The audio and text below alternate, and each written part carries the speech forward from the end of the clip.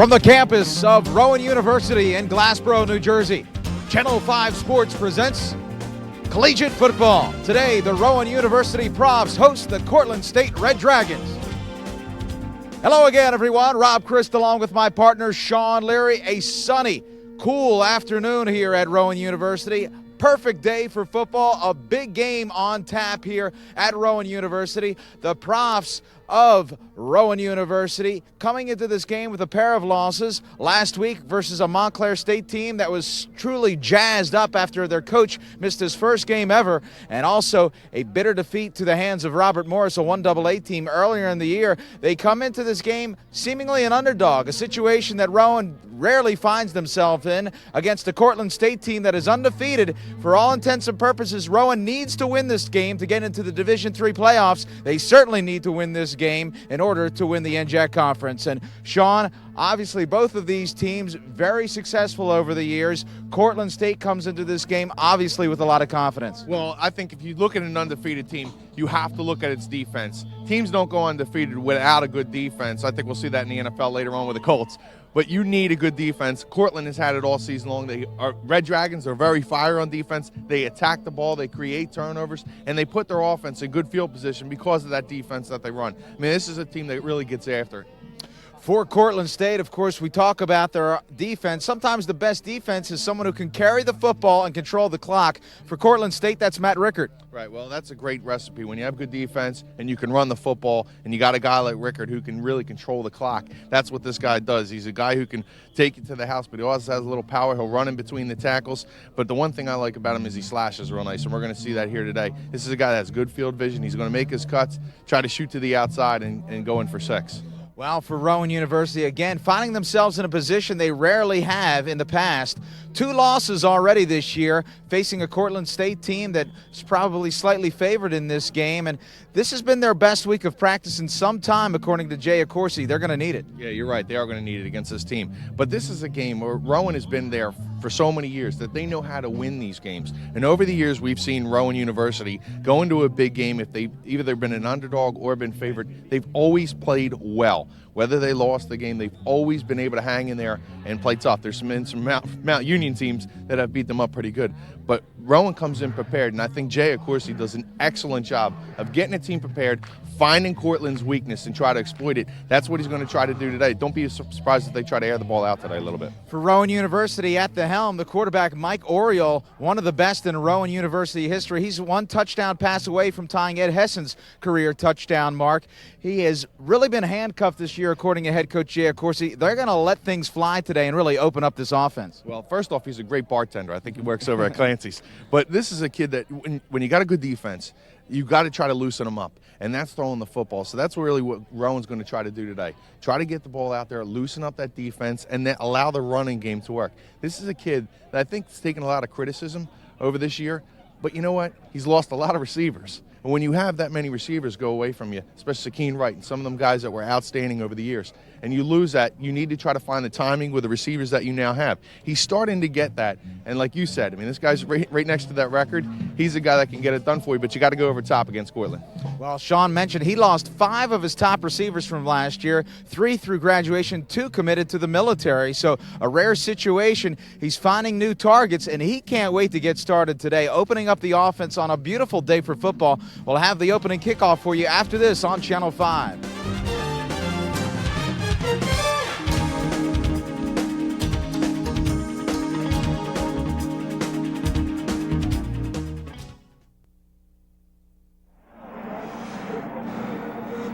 Welcome back to Rowan University.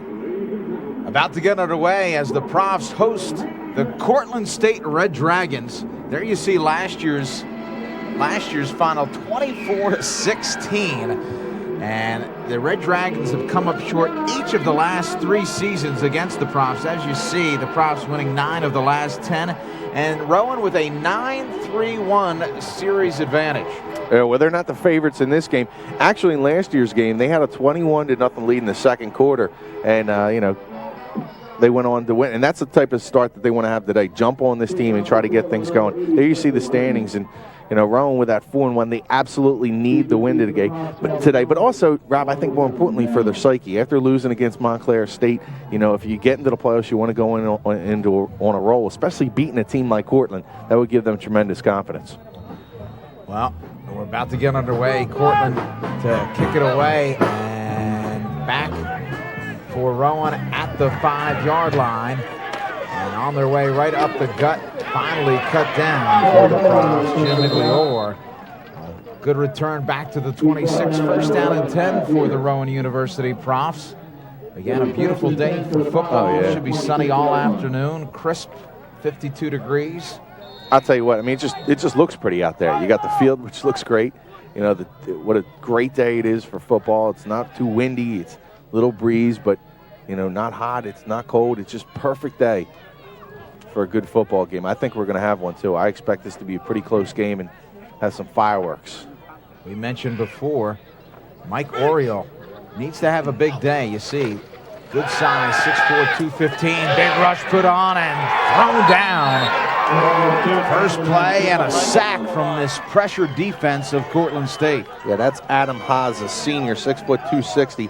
Behind the yellow out line. of East Ora, New York. And I told you about this defense, Rob. They get after you defensively. They're going to try to put pressure on Oriole. They know the spread offense is what Rowan's known for. And how do you disrupt that? You get pressure on the quarterback and try to disrupt the timing. Oriole with just 5 touchdowns thus far into the 2006 season. Again, 1 touchdown needed to tie Ed Hessen. Quick out and miscommunication as Oriole trying to find Lester. Watch Haas with a straight speed rush to the outside. Goes basically untouched. Brings the big fella down to the ground. So a long 3rd down is a situation that head coach Jay Accorsi wants to stay out of today. So pressure defense from Cortland. They'll mix up their fronts anywhere from 3 to 6-man fronts. 2 receivers split both right and left, and a draw play.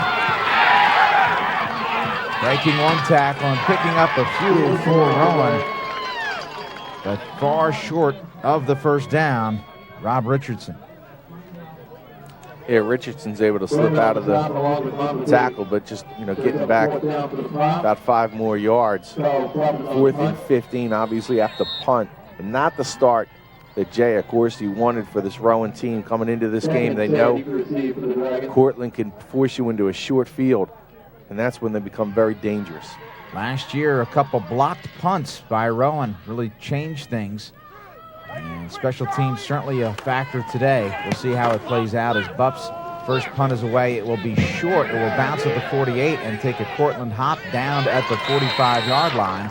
Excellent field position to start things here for the Red Dragons. Miles is your quarterback for Cortland State. And Miles, coming in mid-season after an injury, he's done quite well for the Red Dragons.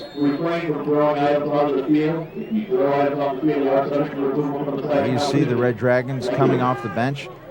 Miles, a sophomore, 6'2", out of Port Byron, New York.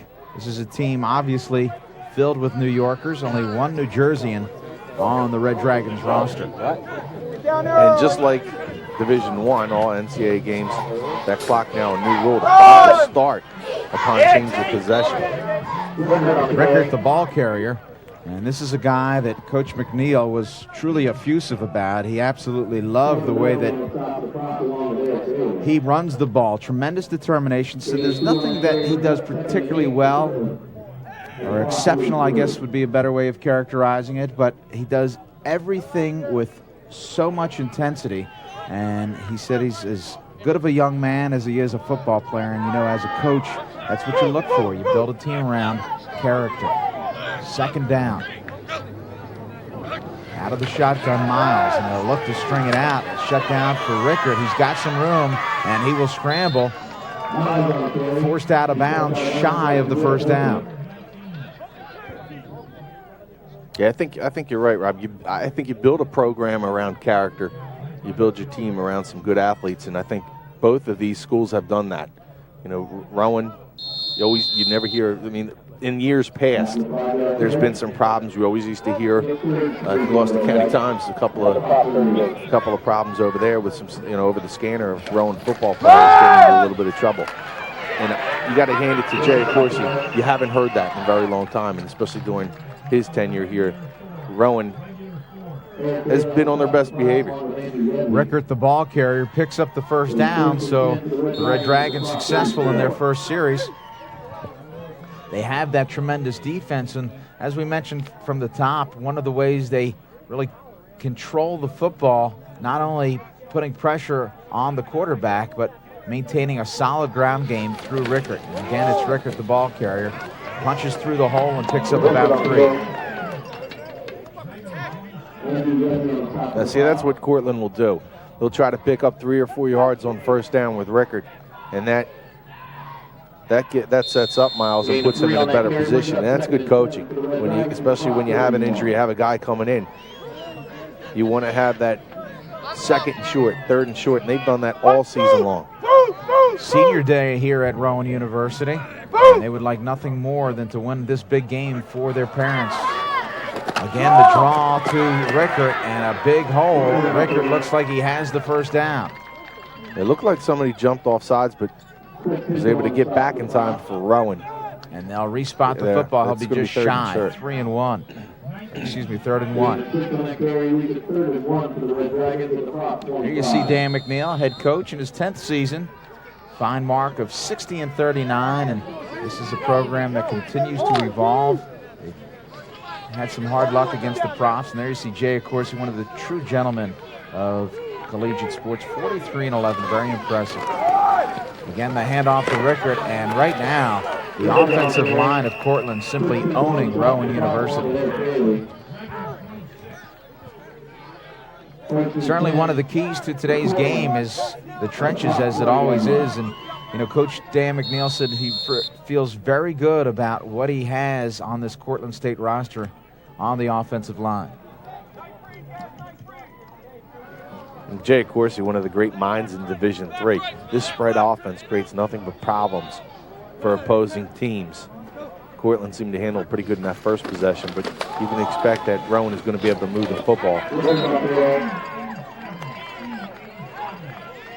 So Rickert continues to pound the football, and seemingly every time with the football picking up positive yardage. Yeah, that's just that first down play where you're going to pick up 3 or 4 yards. 23 yards on this drive alone. And Cortland continuing to control the football, control the line of scrimmage, and control the clock. 9 minutes left in this first quarter. Scoreless here at Rowan University. A huge game for both teams. Miles under center. 2 backs. Quick drop. And the slant pattern in and out of the hands of his receiver, Drew, was scary. Yeah, Drew should have had that. Might have been a little too much pepper on the ball, but still, Drew should have been able to haul that one in. Watch him here. Miles is going to drop back, quick 3-step, fire it out on the slant pattern, and probably should have had that one. Got away from the run there. This is the 9th play of the drive. Their first pass falls incomplete. Passing situation now, 4 receivers set, and now coming back to the backfield for Cortland. And the pitch. Strung out, big hole on his way. Touchdown, Cortland State. That's Steph Sayre with the touchdown for Cortland. What a great start for Cortland. And Rob, I mean, that's it. You give Cortland a short field, and that's what they've been successful all year long, is playing good defense, having that short field to work with, starting on Rowan's side of the field, and they're able to convert for a quick 6. And that isn't an unsurmountable lead for this Rowan team, but certainly it stings a little bit when you come out on senior day and you give up a quick touchdown. Again, this looked like they spread the defense, and then they bring Sayre in and they run the pitch. Big hole. And Sayre does it all. He is and watch where he hits his cut here. Talented back. And he sees that hole, and he's just going to fire right up through there. And no Rowan props to be found. Scampers into the end zone. 9-play drive, 45 yards and 4:07, and 7-0. Cortland State on top of Rowan.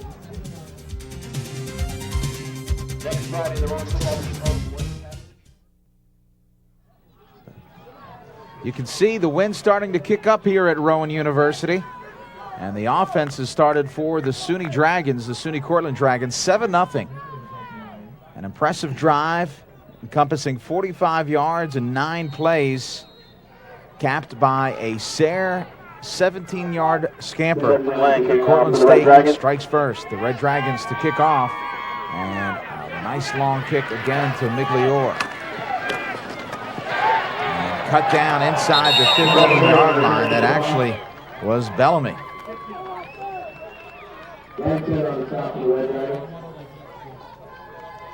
Rowan working against the wind.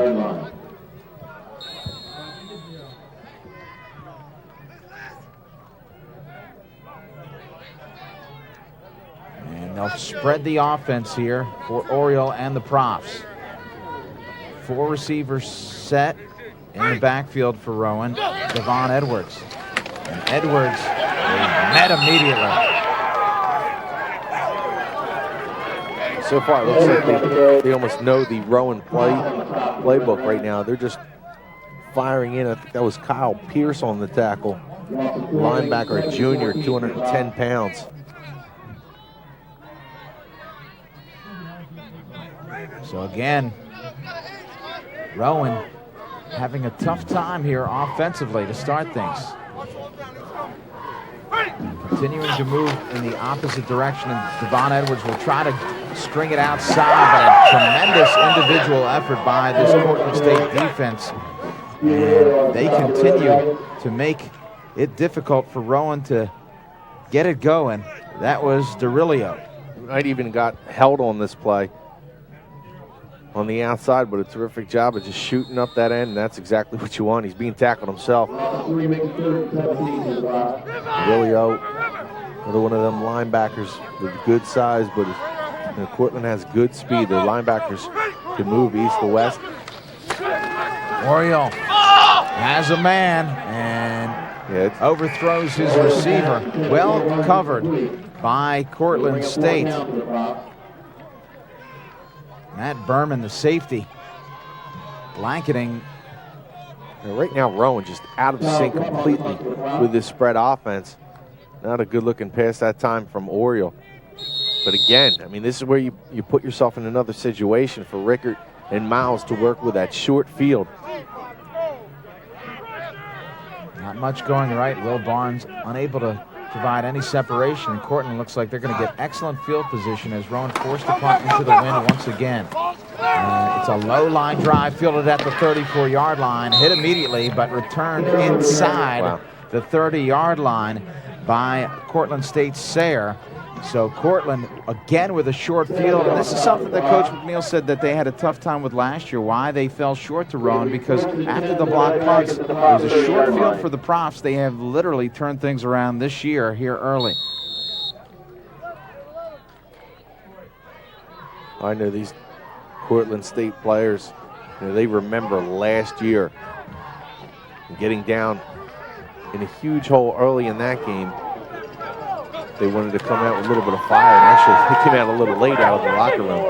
You have to think that Coach McNeil was kind of talking to him, trying to pump him up, saying, listen, we have to get to a quick start. They came firing out of that locker room, and so far, dominating the Profs with 6:28 left here in the first quarter. Morat on the reception, and right now, the field just seems wide open for the Red Dragons. So that's when you're able to run the football, this is what happens. You get guys kind of firing in, trying to stop the run, and you have a wide open guy on the outside, able to gain some positive yardage. And off to Rickert, the lone running back, and this time they stopped him. First time they dropped Rickert for a loss. May have gotten back to the line of scrimmage, but that'll bring up a critical third down for the Red Dragons, and you almost feel like this is 4-down territory. They're at the 25-yard line, maybe outside of the range of Matt Mintz. Well, Mintz will have the wind at his back, so you have to wonder if he might be able to get a couple of extra yards, and if that'll be in the thinking of McNeil. The wind has picked up since game time, or since before the game. They're going to get a false start. That doesn't help. That's going to hurt because that may put them out of field goal range. If they aren't able to convert here, the ball spotted at the 30, that would bring up a 47-yard field goal. Slight move at left tackle. Going to flinch a little bit. There was Dan DeFalco. And no matter what level, Shawn, it's really all about being disciplined, not committing turnovers, wise reads, and staying away from penalties. Rickert, your lone running back. Miles throws it across the middle, overthrows his receiver. Morat. I believe Cortland State will come on to. It looks like Miles has the arm strength to get the ball out, but sometimes you got to put a little bit more touch on there. We've seen a couple of passes where he's fired it out. 47-yard field goal attempt here. They have to like that wind a little bit at the back of Mintz. I asked McNeil what his range was, and they fake it. It's a pooch punt that's blocked. Pooch punt blocked. And again, another blocked punt here. Perhaps that's why McNeil didn't want to share what his range was. I asked him specifically what his field goal kicker's range was. He would not give that information. And obviously this was a play that they had discussed, and he punted it off of his own player. Lascari essentially blocks the punt. I'll be honest with you, I don't like that call at all. I don't think you have to get cute. Right now you're dominating Rowan. If you punt the ball back, you try to go for the corner. You're not going to get a lot of room there for guys to set up their blocks in the punt return. So the way your defense is playing, why even mess around there? Orioles sacked. And this Cortland State defense has been very impressive. And you have to think, Rob, I mean, maybe in the minds a little bit of what they did last year, blocking the punts, that they think maybe in the kicking game we have to get cute with it. And I know that play works successful sometimes, but I think when you're winning the game, you take less chances like that. You just try to pooch it in there. Try to take an angle and kick it. Now you give Rowan better field position, obviously. Second and 14, the handoff. And first time some room, but that is quickly sealed. Big hit laid out by Cortland's Durilio, and he's had himself an impressive first quarter here already. And the reason I say that is you're asking a kicker to do something that he's not accustomed to doing is punting the football. And it's a whole different, people think, you just snap it back and you punt it. And obviously these guys do work on it, but not something he's accustomed to doing during a game time. And that time he punts it off the back of his holder. Trips right for Rowan. Oriole back to pass with a lot of time down the middle, and it's picked. Head dropped.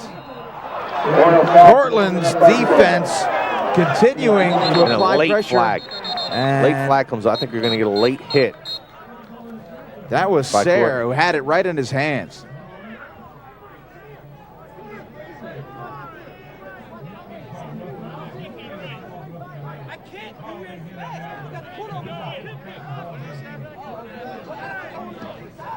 It's interesting. It's interesting here, Shawn, because our position in the press box is literally right next to the defensive coordinators for Cortland. So they're obviously not pleased with this call, the late hit, saying that their defender had to anticipate the ball being caught. You see Oriole taking his eye off the ball for just a moment, almost fumbling the snap. You have to wonder here if it's blow to the head, because the ball's tipped. And then you allow contact downfield with this, but they're calling a personal foul, so there was an extremely late hit. Now watch number 33 for Rowan. After the ball's tipped. Now the guy's expecting that he's going to be blocking. He's just making a block there. But he might have gone to the head and blow to the head. Nonetheless, Rowan picks up the first down. A big break here for the Profs. First down and 10 at the 46. Their best field position of this afternoon. 3:50 left first quarter. They trail by 7. Oriole Well, hand off, and not a whole lot there. Pickup of about 3. Pagliazzo, your ball carrier. Undersized and Pagliazzo. And this is just the same type of play that Cortland's on. Trying to go up the middle, get 2 or 3 yards. Maybe you break one, get into that secondary, but put you in a second and short situation. Or second and about 7. But again, more manageable than what Rowan's faced on second down the first 2 possessions. Quick drop for Oriole, and he has dropped himself. Not a lot of time, and that's one of those plays where you have to feel the rush and just get rid of it. Oriole unable to pick up on that Cortland rush. Is good coverage by the secondary. Yeah, great coverage downfield, and then Rich Coyne and company. See Coyne grab a hold of him first. Then a couple guys are going to clean up on Oriole, and he takes a shot. Little shoulder pad to the chin. 4 sacks already for the Red Dragons. Long third down again for the Profs. Oriole out of the shotgun. 5 receivers here. Getting pressure. Oriole sacked again. DiAurelio.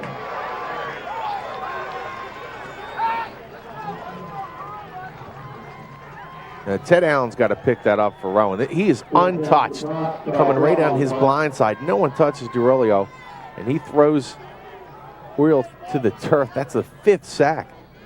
And I mean, that's when you get all these sacks, Rob. Also, what'll start happening now with Oriole is he'll be looking for it, and that not only disrupts the timing of the pass play, but really, as far as confidence goes, we get 5 sacks in the first quarter. Devastating to the timing of the offense, especially in the spread. Again, Rowan forced to punt into the wind here. It's a short punt. The wind holds it. Fair catch called for. Ball will bounce, take a Rowan roll, and this will be down eventually at the 33-yard line. Well, this time at least Rowan will get a chance to force Cortland to get a sustained drive and start them their own side of the field.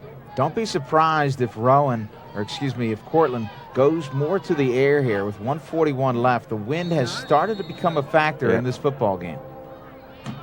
Well, people always think that it's easier to have the wind at your back, and in some cases it is. Now, Miles has a strong arm, but that wind may also carry your balls a little too, and we've seen a couple of high passes from him in this game. Miles hands off to Rickert. Rickert wading through traffic. Rickert still on his feet and picking up a lot of yards when it looked like none were there, and as importantly, getting out of bounds, stopping the clock. 1:14. First quarter remain. Slipped out of the tackle, defensive tackle, Ed Kunder, pursuing on that play. You could say I talked about him being shifty and slippery, and the guy kind of like one of them scat backs that can cut well. That's what Rickert gives you, and he'll slip out of 1 or 2 tackles on each possession. The guy just has that ability to shake defenders. Second down. And the screen pass set up and drop, fumble. I don't think he ever had it. And they roll it a reception and his knee down. Was looks like there's a penalty flag as well. It might not. He might have hit his lineman first. This is a screen by Cortland, and Keith Heimel, the Clearview product, is going to come up and disrupt this play. Does a nice job of staying with. Okay, knee is down, ball comes out. Flag could be on. And that, I'm sorry, that was Robert Nizak.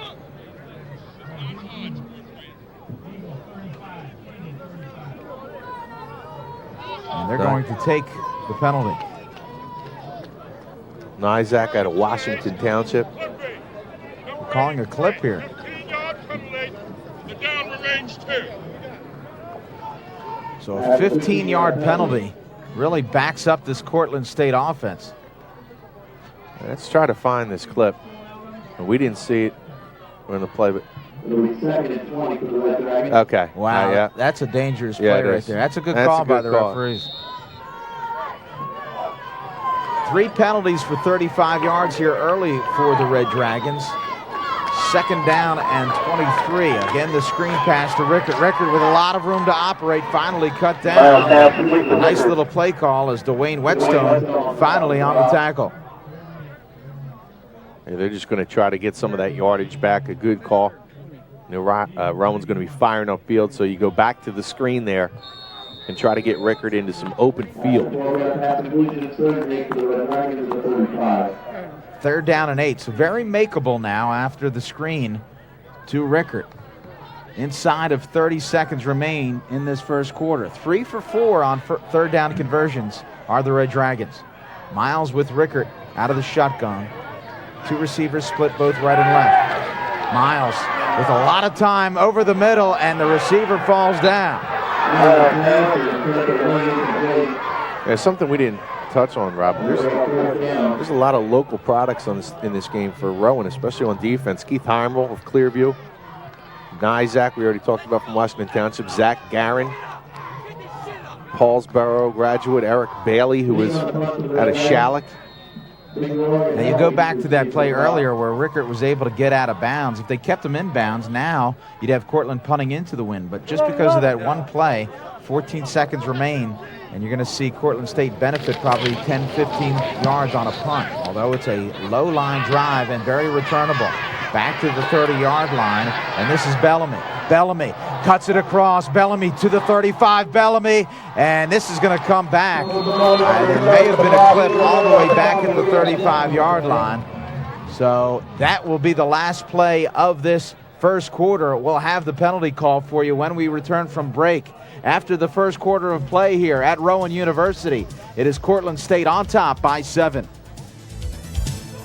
Indication is legal block to the back against the Bob.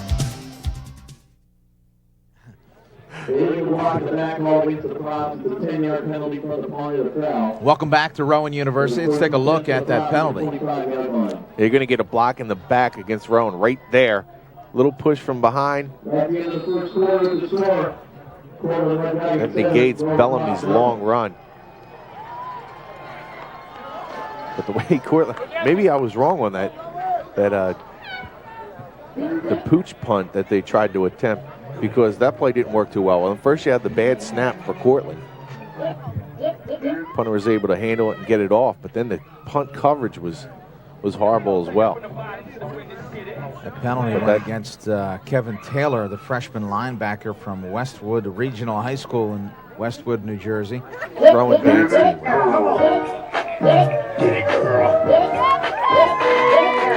They got the cheerleaders and they also have a dance team.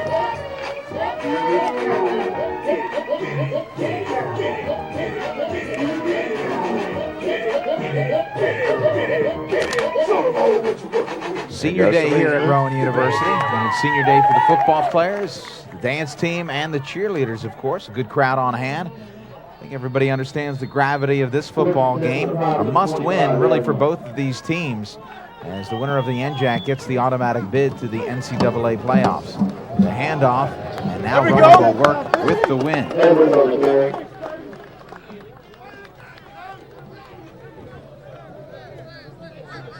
On the stop of the Red Dragons. Total offense for both teams. Jeff Cortland with 64 yards of offense coming into this second quarter. Rowan minus 27 yards. Devon Edwards, your lone setback. Trips left for Oriole and the props. Out of the shotgun, and they'll go to the handoff again. Small seam, and this will come up short.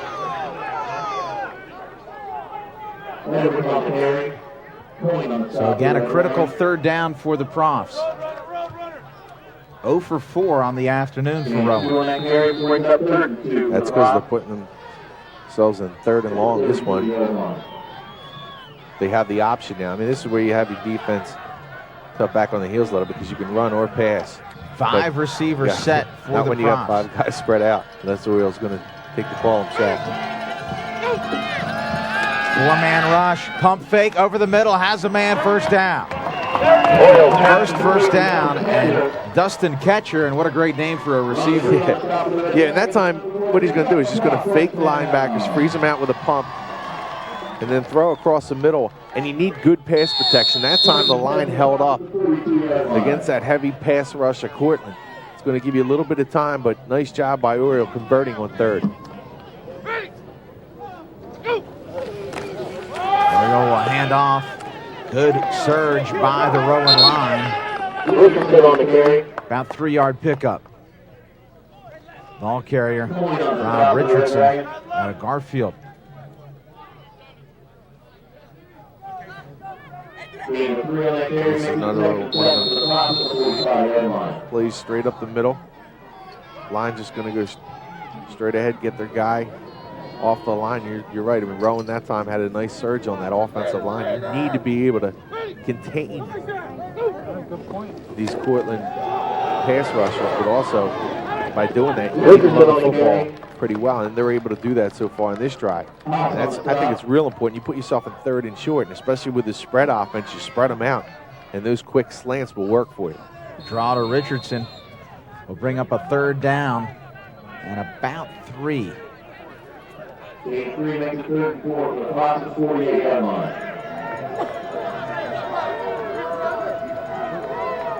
One running back for Oriole who's under center.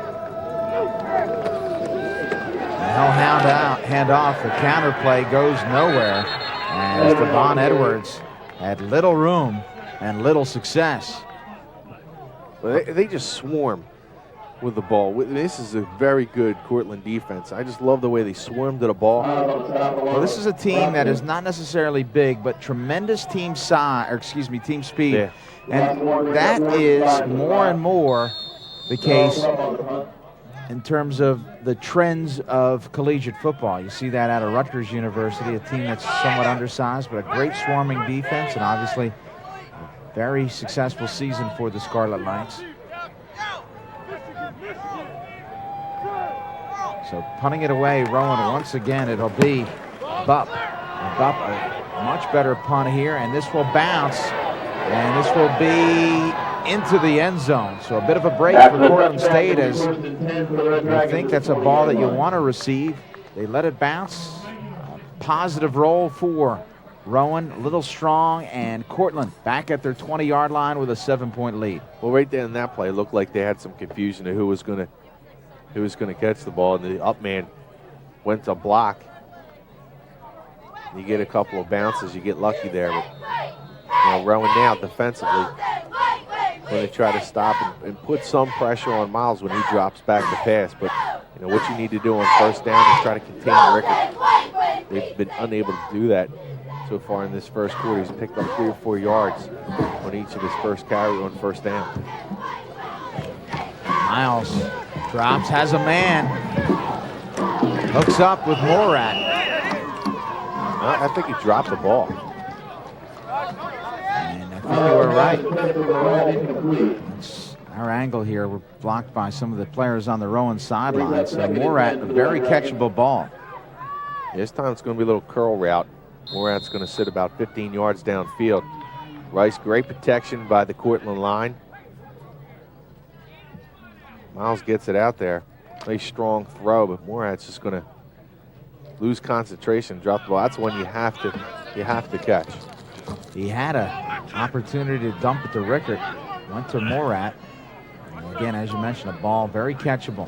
2nd down and 10 for Miles. Gets some pressure and dumps it off.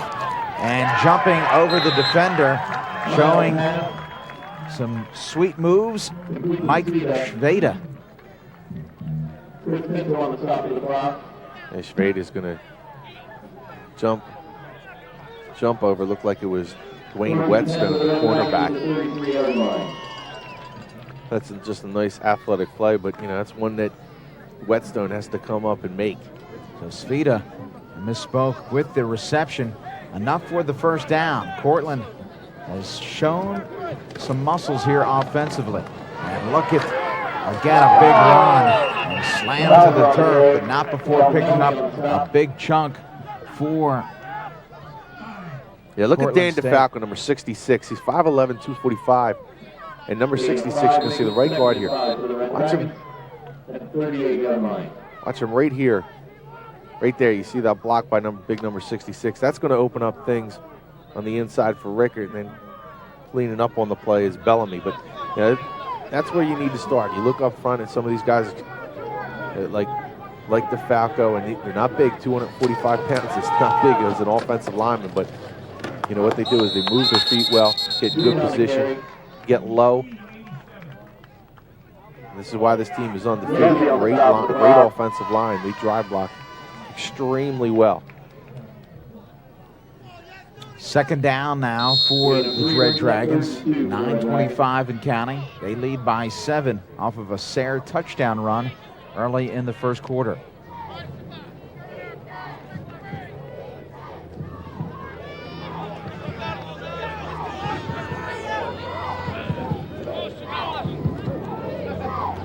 Miles under center.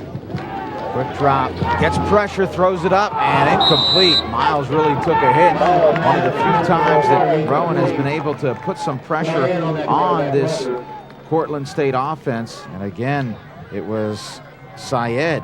Yeah, Syed out of Steiner, 270 pounds.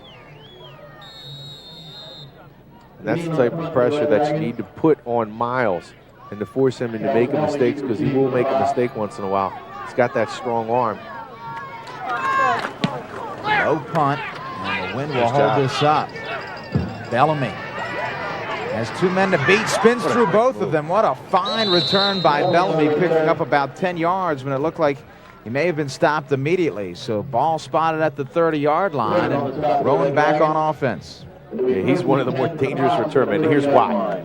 Watch him make this move here. 2 guys on him. Looks like he has no chance. Little spin move there.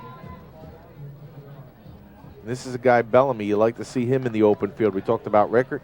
Well, Bellamy's a guy we've already seen 2 punt returns from him where he's kind of got the crowd to its feet. And with that spin move, gives Rowan a couple of extra yards to work with. See if Oriole tries to go up top this series.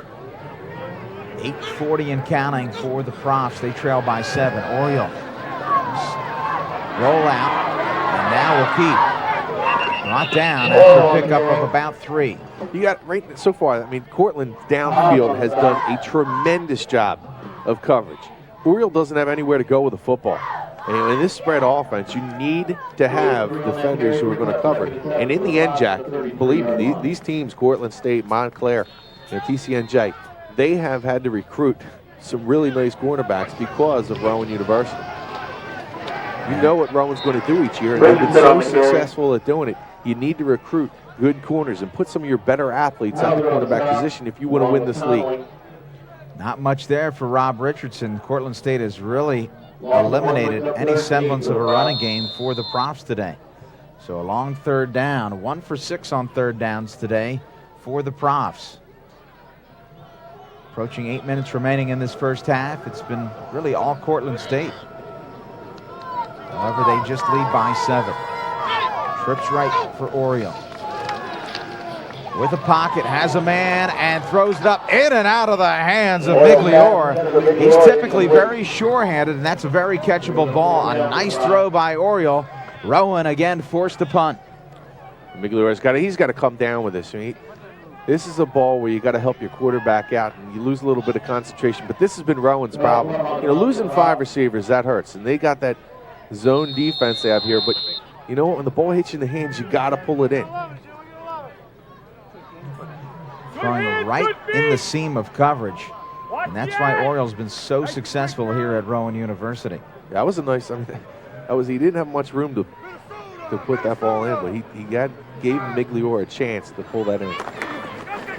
Again, another punt for Rowan. It's been nothing but punts, and fair catch made by Cortland State. Again, excellent field position after the Sayre fair catch.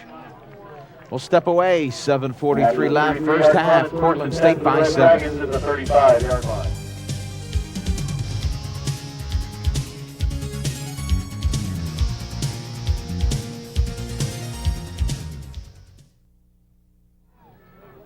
Welcome back, Rowan University. The Profs trail SUNY Cortland by 7. Cortland again with excellent field position. They have average field position at their own 43. Heimerl brings down Miles. And Heimerl, the local product that Jay Accorsi just absolutely loves. He says that every single professional team has come in to work out Heimerl.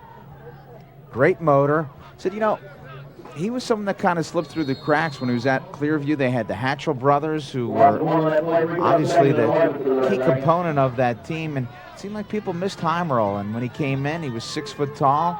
He said he saw his parents, and his mom's 6'1", his dad about 6'7". He said, this kid's going to get bigger, and he has. He's become stronger and continues to maintain a good motor, and that's why he's really the key component of this Rowan defense. Yeah, Heimerl, you're right. I think he did slip through the cracks. The Hatchell brothers were terrific, but Heimerl came in and really blossomed as one of the best Division III defensive ends. Look at the hole that's opened up there by Cortland. I mean, they were just blowing Rowan off the ball. And Heimerl and company have to do a better job of holding their, trying to get upfield.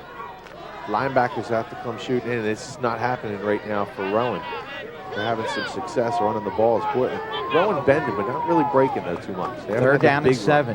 You have to feel this is again a key third down for the Profs. A lot of time picked off by Bellamy. And this is the break that the Profs needed to change the momentum. Cortland State has been very successful really controlling the line of scrimmage and controlling the pace of the game, but a mistake by the sophomore quarterback. Well, this is one of the knocks on Miles. He has 3 interceptions in the 5 games, and sometimes he'll try to force the ball. This time, not seeing Bellamy at all, and he has to say, as soon as he lets that one go, oh no, I just threw another pick. And Bellamy just sitting in the right position. He's able to now allow Rowan to work with the short field. Bellamy jumps that route, sat right in the zone, and able to pick it off. Draw play. Dancing in the backfield is Edwards. Not much there.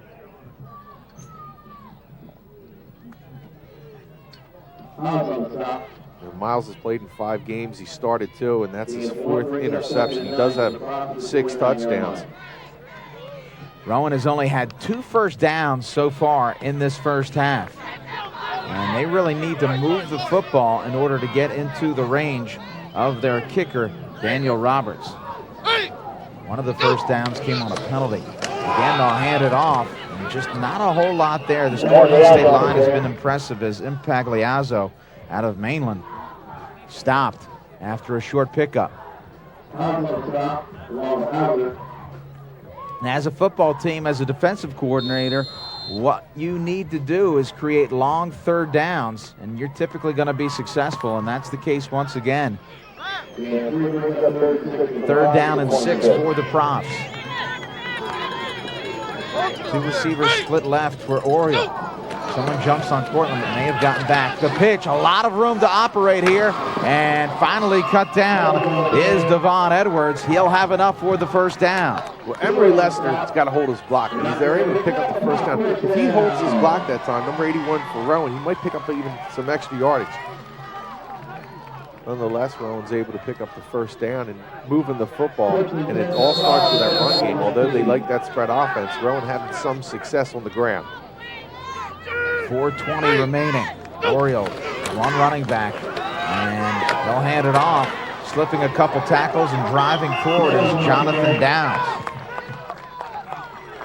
Downs out of Gibbstown, went to Valley Forge Military Academy.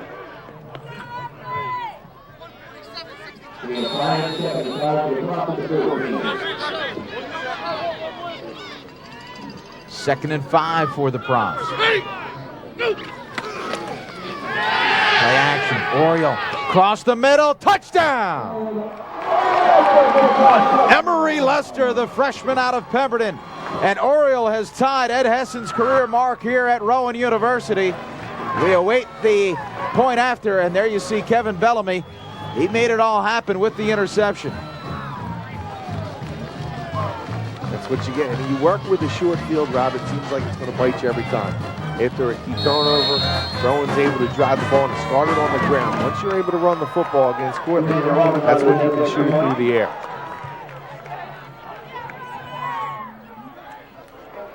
Extra point is up, and it's good. We are tied at 7.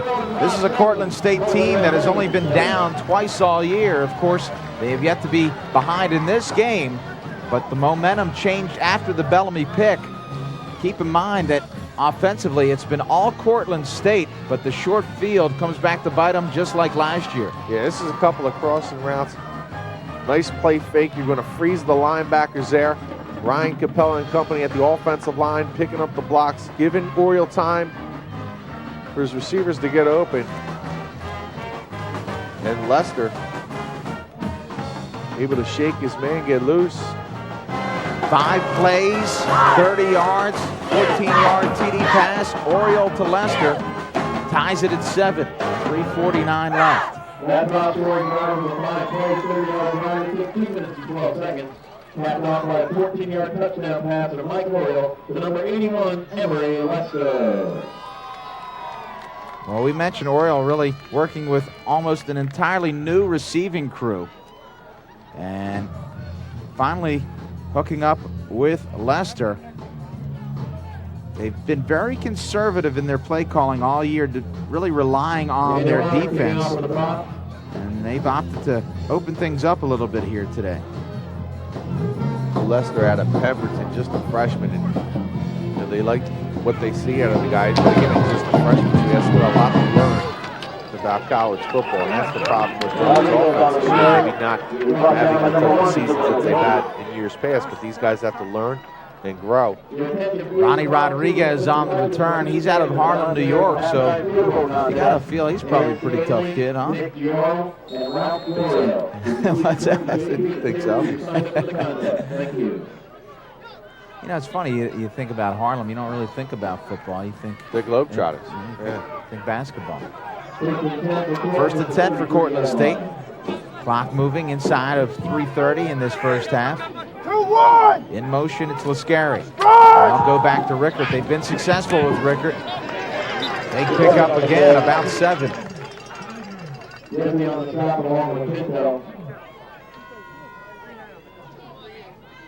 That's important for the Profs to feed off the momentum. Momentum has shifted here in the first half. Cortland owning the first quarter. Rowan after an interception.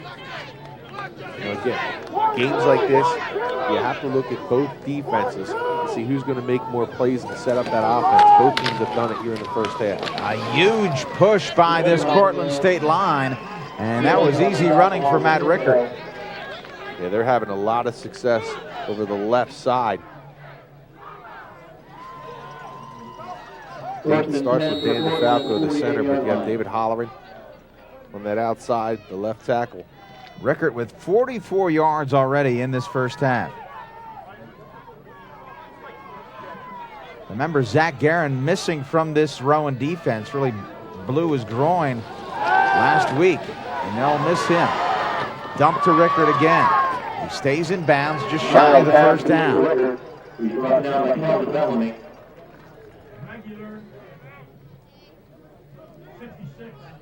Yeah, and that's a tough one. When you miss a guy like Aaron, who not only a darn good football player, but also a leader on defense. Not very vocal, but the way he plays, very tough kid from Paulsboro, Clay Award winner a few years back. 2nd and short. 145. Miles back to pass, looking to go up top, has a man and falls incomplete. Thrown a little bit behind Lascari. And I like the play call, as with this offensive line, you have to feel very confident on the 3rd and short. You're going to get the push, and you're going to be able to move the football. Trying to find a seam. Miles pass incomplete. 3rd down now with 1:43 remaining. Yeah, Miles 5 for 12. Just 35 yards in this first half and an interception. They're not very accurate. You have to wonder if the wind's playing with him a little bit, but so far, Miles, if you're able to put some pressure on him, he's prone to making mistakes. And a big carry there for Cortland State's Mike Svita.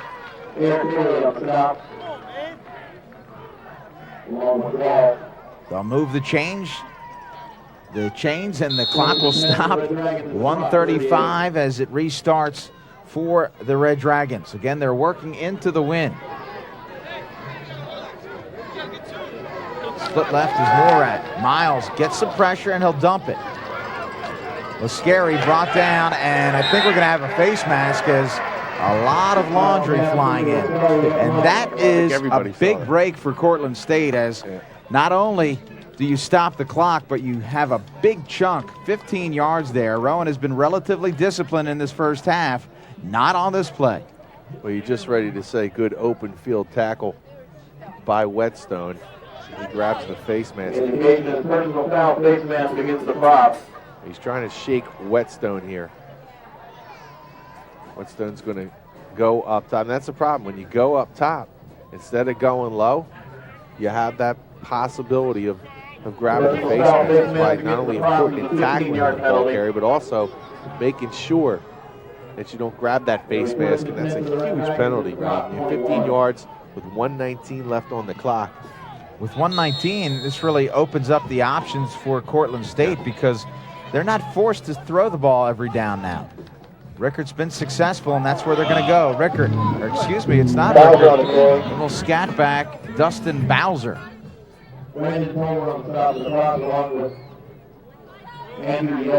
59 seconds and counting for the Red Dragons. Second down, 6. 17-yard line of Rowan. And you have to feel that interception by Miles kind of looming in the minds of... There's nobody open downfield. Good decision that time by Miles. There was nobody open. Good coverage downfield by the Profs.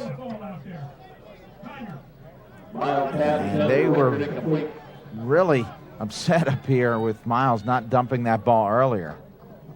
Yeah, he probably should have shot it out to the running back coming out of the backfield, but there was nothing downfield whatsoever for Miles. 8th play of the drive. Cortland 50% on third downs. Split left, it's Morat, and split right, Lascari. See if they play it conservative.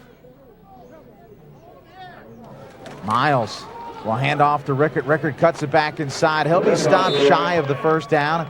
Ball spotted at the 15. They're going to call timeout with 28 seconds left. They're going to talk this over, see whether or not they're going to opt for the field goal. Yeah, that makes you think that Cortland may go for it here, because you call a timeout with 27 seconds left.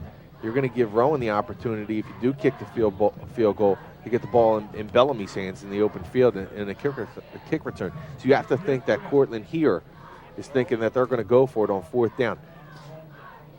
Well, you can see Mintz getting loose over on the sideline. So,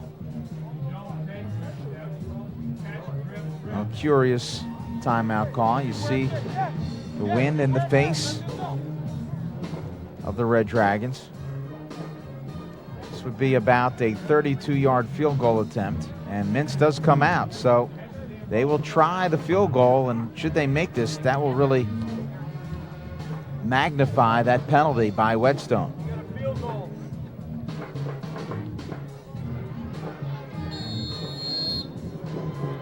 A 32-yard attempt by Mintz. Kick is up. Kick is long enough. Hits the upright. No good. Hits the right upright. A big break for the Profs. And I have to question that timeout there. I don't know if they decided that maybe he can get after it and he had plenty of leg to get it there. But I mean, if you know your kicker and know what he's capable of hitting from, and he looked like he had plenty of leg on that, why would you call a timeout and leave Rowan any time left on the clock? They're just going to let it go out, but still questionable call of 27 seconds left there, calling the timeout. Mintz 9 for 13 coming into the game with a long of 38 yards. Now 9 for 14, and it's all even after one half of play here in Glassboro, New Jersey. We head to break. Cortland State and Rowan University in a big NJAC showdown, tied at 7.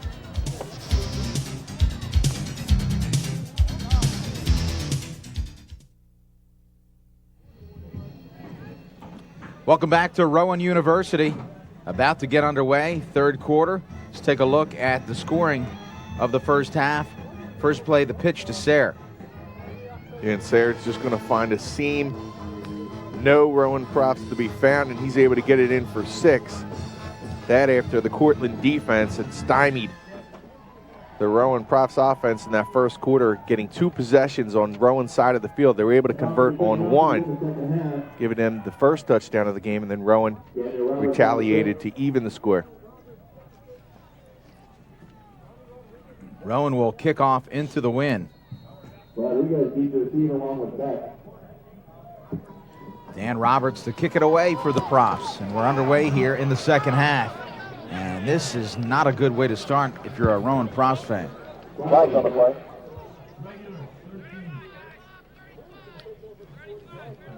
Let's take a look at first half stats. Again, it's really been all Cortland offensively. Other than that one drive, you see the rushing yards of Rowan, just 5. And maybe the critical stat is that Rowan has not turned the ball over. The one turnover led to the Rowan's touchdown. Here is that touchdown. After the pick by Bellamy, this set up Oriole. Good protection up front. He was able to drop back and find Lester for the touchdown over the middle of the field. That evened the score at 7-7.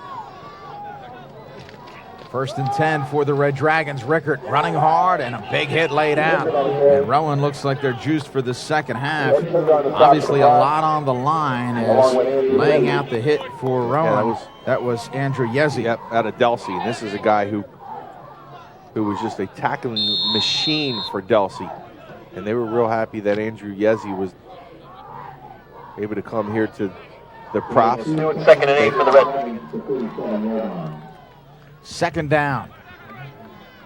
I formation. 2 receivers split left from Miles and the Red Dragons. Draw. Now it's a fake, and now Miles getting flushed out by Heimerl, dumps it off. A nice pass, very close to the first down. Miles finding his running back and picking up very close to a first down as Svita leaned to that 45-yard line. I think he has enough. Just given enough time for Svita to get downfield and get open. Heimer with the pass rush, but Miles does a nice job of rolling away from that rush. And watch Heimer here, number 45. You see him with good size, able to turn the corner and get after Miles. Miles just with a nice quick shoot out to Svita. And watch Svita lunge. This is a big fullback. He's able to get across, even though they call it third and very short. We didn't talk much about the rankings, but Cortland ranked number 5 in the nation. Rickert running the football, picking up a couple. Division III through the NCAA. They rank teams through the region. Hobart, your number 1 team in the East region. We had an opportunity to see them last year here in the playoffs versus Rowan. Then Wilkes and number 3 Cortland State. All 3 of those teams undefeated. The number 10 team in the region is Rowan University. Of course, in the region, the one loss coming last week to Montclair State. They really got pasted against Robert Morris, a 1AA team earlier in the season, 21-0. Second down here, 8 for the Red Dragons. Of course, Mount Union always the key player in Division III. They are ranked number 1 in the North. Miles flushed out of the pocket. He'll use his feet, and he'll have enough for the first down. A nice play by Ray Miles.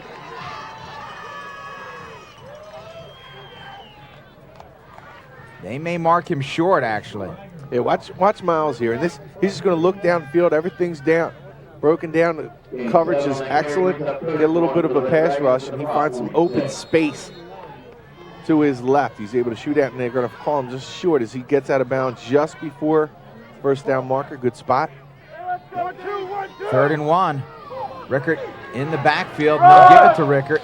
They'll string it out. And he has more than enough for the first down after the hit by Rowan's Chris Pinto. Yeah, Pinto comes up, and he's not able to beat the ball carrier before he gets to the first down. And they move the chains. And this is where you see the Cortland offense kind of open up. When you're able to get a couple of first downs, you use Rickert. Then that opens things up downfield for Miles to try to find one of those receivers. Cortland again successfully moving the football. 1st and 10. Miles now out of the shotgun. And he fakes the handoff to Rickert. Flushed out again, and he'll dump to Rickert. Miles showing some escapability as Rowan's Ed Kunder almost had him.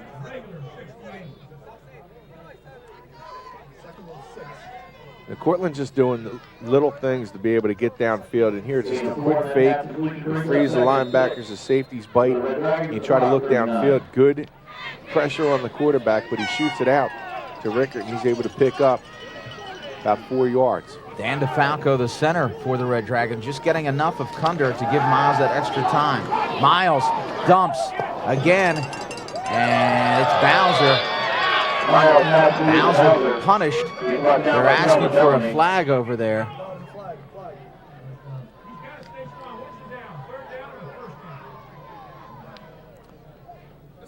Third down and a yard. You call him a scat back, and that's not a very big guy, but when you get him out and a little bit of room to run, he's very quick.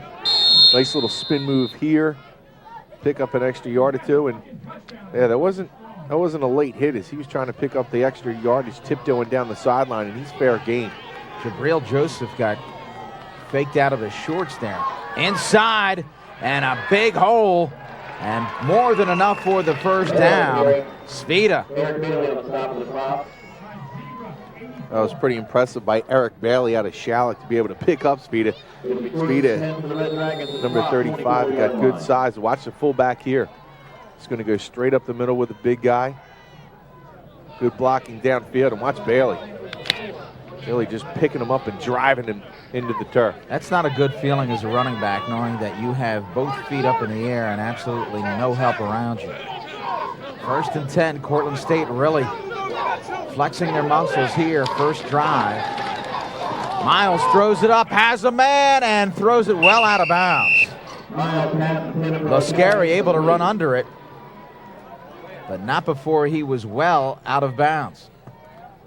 And that's that wind. You know, you get that ball up into the wind, you can see it's going to move on them a little bit. And sometimes people think, and we watch football, and you know, people say, well, they're going to do better with the wind at their back in the passing game. Sometimes that doesn't work for you because the ball will carry a little more, and you'll see some either high passes or balls go too deep for the receiver to catch. In this case, floats out of bounds. 2nd and 10. Bowser, your lone running back. And someone moved for Cortland State. And again, as a coaching staff, you just have to scratch your head.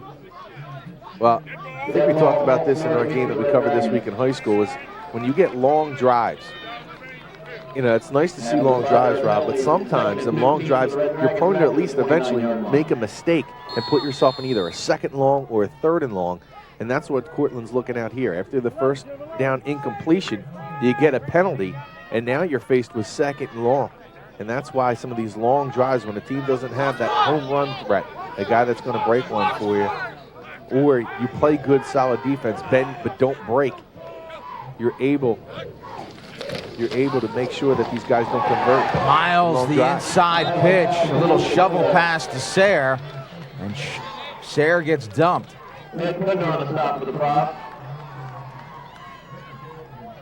Kunder's having a pretty good game at that nose tackle position. Starting to call his name a little bit more here in the second half. This time he's going to read this little pass here from the inside. Kunder's able to clean up. It looks like another 3 or 4 yard loss. A shovel pass sometimes is effective on run because of the pursuit upfield by the defensive ends. Miles with time. Now getting flushed out. We're going to have a holding penalty here. Throws it, and it is incomplete. You can see the hold all the way up here. As being held on the play was Randy Tosh. You have to think that Rowan will decline this. Indication he's holding against the Red Dragon. Yeah, absolutely, you decline it. I mean, you don't want to give them another play. That penalty is declined. Brings up Holding 4. against the But Red Dragons. even more importantly, is now it's hard for them to be able to pooch it at the 31. It's a little bit more difficult for that punter to be able to get it inside. They may actually go for it here. Longanot with the holding call, and They're gonna 4th bring down. punter And Miles kind of just looming there. Still 18 seconds on the play clock, so they have time. They're going to go for it here and try to pick up the 1st down. They're at that 31-yard line. Timeout, Cortland State. So a big timeout burned here by the Red Dragons. We'll step away. 9:07 left, tied at 7.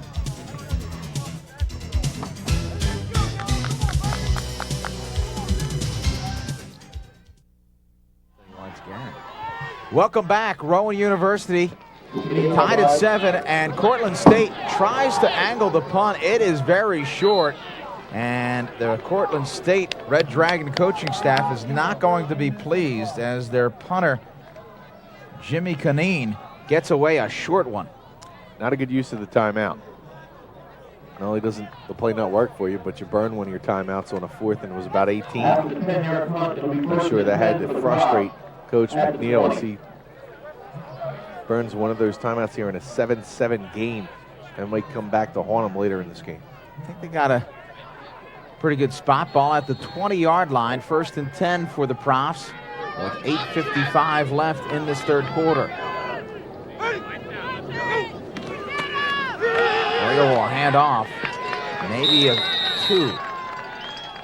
I mentioned before the NCAA rankings by region. In the South, it's Wesley, followed by Trinity. It's kind of funky how they have the regions, because you have Trinity out of Texas. You also have Carnegie Mellon out of Pittsburgh, Dickinson, of course, just west of Harrisburg, and then some of the other schools down in Virginia and Maryland. So a very large region. And then out west, of course, we have the Wisconsin and Minnesota powers in Wisconsin, Whitewater, and St. John's, respectively.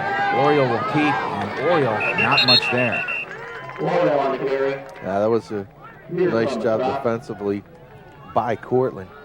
That was Kyle Pierce, the linebacker, and he just stays at home, makes sure that Oriole can't pitch the ball, but then when he forces him inside, he makes the play as well.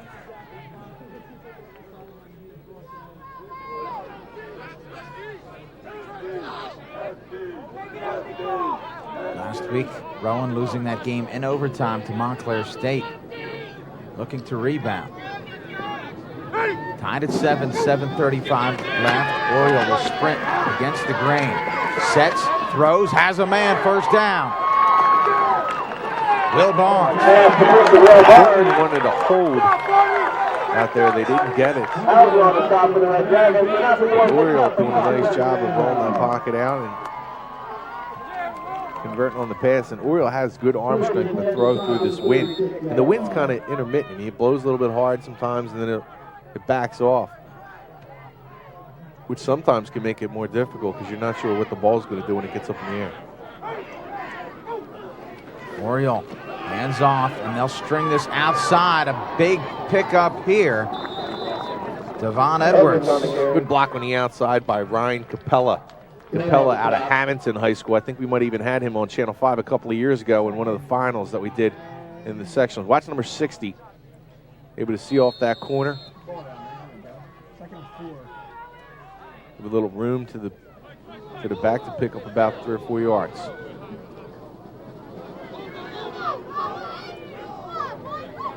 Out of the shotgun. Inside handoff, not a whole lot there. That'll bring up a 3rd down for Oriole. You know, we've talked about Oriole tying at Hessen's record, 67 touchdown passes. Hessen, the quarterback here from 1990 to 93. Oriole now, of course, tying another record. He already owns 31 school records, including most yards gained passing, which he surpassed earlier this season, and he continues to add to that mark. 3rd down for the Profs.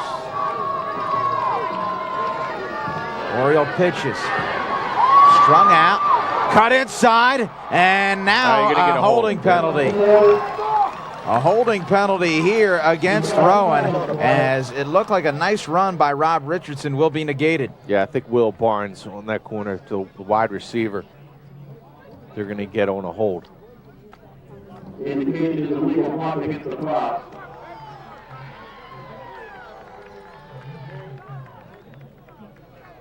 Yeah, I think you're going to see number 17 here hit the block. Possibly they call him blocking the back. Illegal block is back against the prop. That negates the first down. Now going to have a third and looks like about Penalty from the spot of the foul, and then a 10-yard penalty. 12, 13. Brings up 3rd and 10 for the prop. 3rd down and 10 for the Profs. Spread offense. Trips right. See the 2 penalties. receivers split left. Oriole out of the shotgun. Sprints to the right. Sets. Throws down the middle. Tipped. Caught! Tipped and caught by Jim Migliore. And the break's starting to go the Profs' way. Migliore dropped one earlier. He just made up for it. Great concentration by him. You get a couple of guys in the middle of the field. Sometimes you call that a no-no when you have 2 guys in the same area, but it works out for the Profs this time. Oriole with enough time. Great blocking by Capella and gang up front for the Profs. A little tip drill, and it goes right into the hands of Migliore. Saving the touchdown was Hauser, the linebacker. Quad receiver split left. This is an interesting formation for the Profs. And they're going to have this rocket screen set up. Not a whole lot there for Joe Rankin. Rankin is a quarterback, so that's a play that they kind of show to keep the defensive backs honest, because that's a play you've seen that the Steelers used with Antoine Randall. Give them an opportunity to throw a lateral and then use Rankin's arm to throw it long. And you know Cortland was well aware of that, probably making sure that they're hollering out to the defenders to stay at home, because they know Rankin's the quarterback coming into the game. You see when number 12 comes in the game, that's a possibility. Oriole sprints to his right, has a man, hits him for the first down, more than enough, as Oriole finds catcher. This is what makes Oriole a really good quarterback. He's able to put the ball in the receiver's hands where they can turn upfield in a hurry and try to get extra yardage after the catch. Watch Oriole here. He's going to sprint out a little bit, find his man, take his time, get the ball out there in perfect position to turn upfield and get some extra yards. 9 straight completions now for Oriole. He is rolling. Watch Oriole fly. Again, they'll set this up for Rankin, and Rankin now is just going to keep. Again, that's the lateral. Yeah. And Rankin's got to be smarter than that. He's got to throw the ball away when the pass rush comes in. He's trying to make something happen. You get in there, you're excited. You want to try to make a play, but you have to know when to fold it. And that time, he should have probably just got rid of the ball. In fact, his coaches are telling him about that. That all comes back to Rankin. He's trying to look downfield. Again, Cortland, great coverage downfield. Not able to get it done, but you stay out there and maybe, you have to throw the ball away. You have to throw it away. You don't want to kill a drive. Trips left, 2nd down and long. Oriole getting pressure, and he's sacked. Big sack by Cortland State. Yeah, that was Ben Nagel, sophomore, 6'3", 210 out of Rochester. This drive was just cruising right along, and then they tried to pull out their bag of tricks using the gadget play, and it backfired, and now they're going backwards. 3rd down and 26. This is one of those plays where if you're Oriole, maybe you just send everybody long. And hopefully it's either down or interception. Exactly. At least if you could. Works as a punt then, essentially. So you have trips right and timeout call by Oriole. Clock says 3:06. 3:06 left in this 3rd quarter.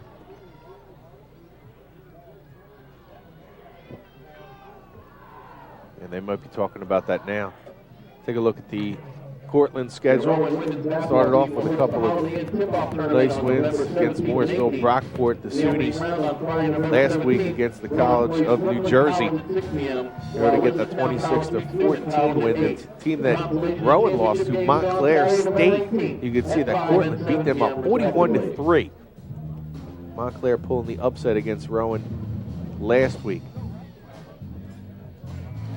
This defense allowing only 20 points or more twice. Once against Buffalo State, you see, in Western Connecticut. The Profs have done that as well, only twice, allowing 20 points or more against the Division II Robert Morris and against Montclair State. So as the defense goes for the Profs, the wins come with them. Not the big scores you typically see from the Rowan spread offense with a 5-2 record. Rob, this is a team and a program that's used to putting up big points. A lot of yardage. Fumble, and Orioles brought down. Well, again, each team has burned a timeout here, and each one has turned into a disaster. It started with a bad decision with Rankin. You know, he should have threw that ball away, and then things start going backwards. Once you have one of those plays that lose yardage, you'll see them typically happen again because you get the defensive ends firing upfield. You're trying to look downfield. I mean, now Rowan's going to have to try and.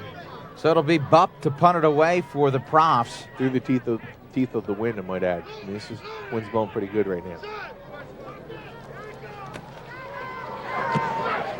End over end, angled towards the sideline. Big hop for Sayre at the 15. Sayre takes one step backwards. Sayre still on his feet, and Sayre will lose 3 yards on the return. Good pump by Bupp.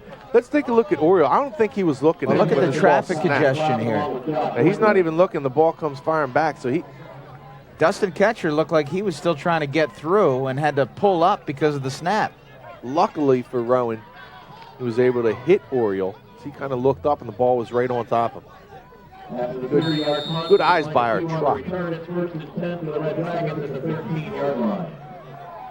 Or at least people in the truck. 1st and 10, I formation for the Red Dragons. Miles with Bowser and Rickert. They'll hand to Rickert. Rickert met immediately. This time brought down by Pinto. 15 carries, 55 yards. Remember that, it was an interesting decision because Rowan opted to kick off into the wind, hoping to use that wind in the 4th quarter. That may pay off here as we're down to 1:30 left, and Cortland State with a lot of real estate backed up inside their 20-yard line. Where it really helps is the kick game with the punts and also the kickoffs. Miles again will hand to Rickert. Rickert into the secondary, and they'll be shy of the first down, but it will be a short 3rd down here, 3rd and 2. Yeah, it's real important for Rowan to hold here and get that win to their backs, to its backs in the 4th quarter. Just because you get that opportunity to pump with the wind, you get the opportunity to try and kick a field goal with the wind at your back.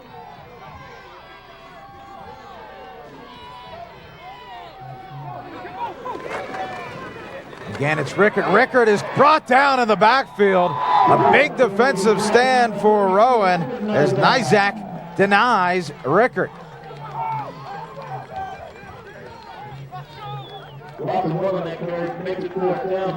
I talked about Andrew Yezi being a tackling machine at Delsey. Nizak put up astronomical numbers when he was a senior at Washington Township.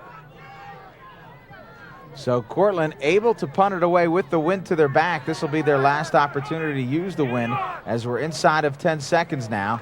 And a snap is fumbled, almost blocked. And a great punt there, and it's fumbled. And falling on the ball, Cortland State, they're saying he did not touch the ball. So some confusion reigning on the field. The question is, and now we're going to have an unsportsmanlike penalty called against Cortland State as the emotions have gotten the best of them. Let's see if we can see if this touches Bellamy. Ball's floating. I'm not sure if it tipped off his fingers or not. It didn't look like it hit the lower half of his body. Not sure. Not sure if it did tip his fingers. So we're going to go down to the field and get the call here. Unsportsmanlike against Cortland State. Dead ball foul, personal foul against Cortland State. So this is going to be 30 yards in penalties. And I tell you what, Some salty language up here by the Cortland State staff. They are obviously upset. And from that angle, it's very difficult to see whether, in fact, he touched the ball. Yeah, it is real difficult. I mean, it was right at the tip of his fingers if he did touch the ball. And then to compound matters, they got the personal foul or the unsportsmanlike conduct, giving Rowan a little bit better field position. You gotta want to put some shots on this kid. They ain't been hit yet. You ain't hit him yet. So you gotta hit him. That will do it here for the third quarter. As the quarter ends on a controversial call, we'll head to break. Rowan, Cortland State, tied at 7.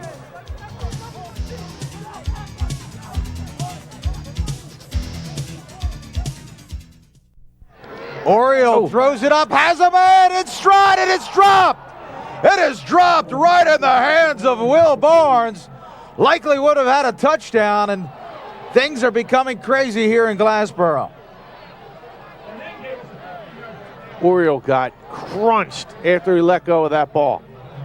I have been very impressed with Oriole. What a beautiful pass. You cannot drop that football. Gorgeous pass, and you're right. I mean, you have to come up with the ball. Your quarterback sits back in the pocket and gets whacked. You got to come up when he throws the ball to you like that, and you just can't be looking upfield. And that's a mistake of inexperienced wide receivers that Rowan has on its team. They have to make that play. Handoff inside, and that'll pick up about 6 yards, but you know, some fine throws today by Oriole and a couple of key drops. Yeah, that one hurts. I mean, that's one as a coach, you kind of just shake your head. You know, you say to yourself, I just can't believe he just dropped that football. Oriole pitches, and we're going to have a holding penalty. They will deny this penalty, I would assume.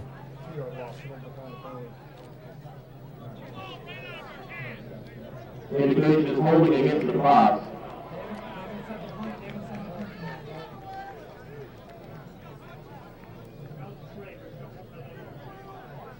Yeah, I think they're going to decline it. Getting back to that earlier play, you had the full range of emotions from Cortland State. First, the snap to Kaneen was perfect. He drops it and barely gets the punt away. Not only does he get the punt away, but he kicks a boomer using the wind to full advantage. Bellamy seemingly fumbles the ball. They rule it was not a fumble, and then afterwards, Cortland State gets a 15-yard penalty. Again, it'll be Bupp punting for Rowan. Bupp backs up Sayre to the 16. Sayre dancing. Sayre with room. Sayre down the sideline. Sayre across the 50. Still on his feet. Finally cut down inside the 40-yard line.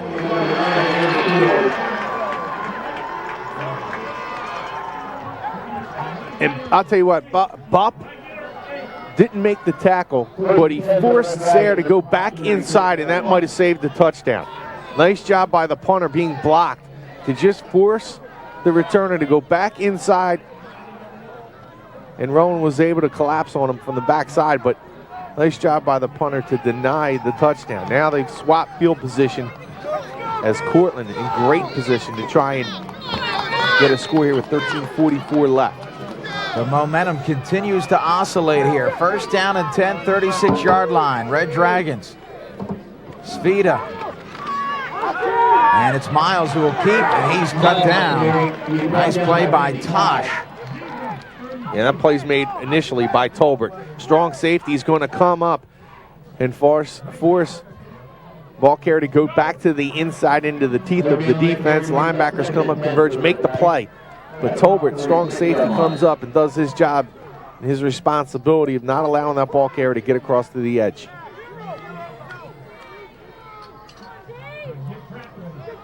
Second down, and all of a sudden, a new quarterback comes into the game for Cortland. It's Brian Shea.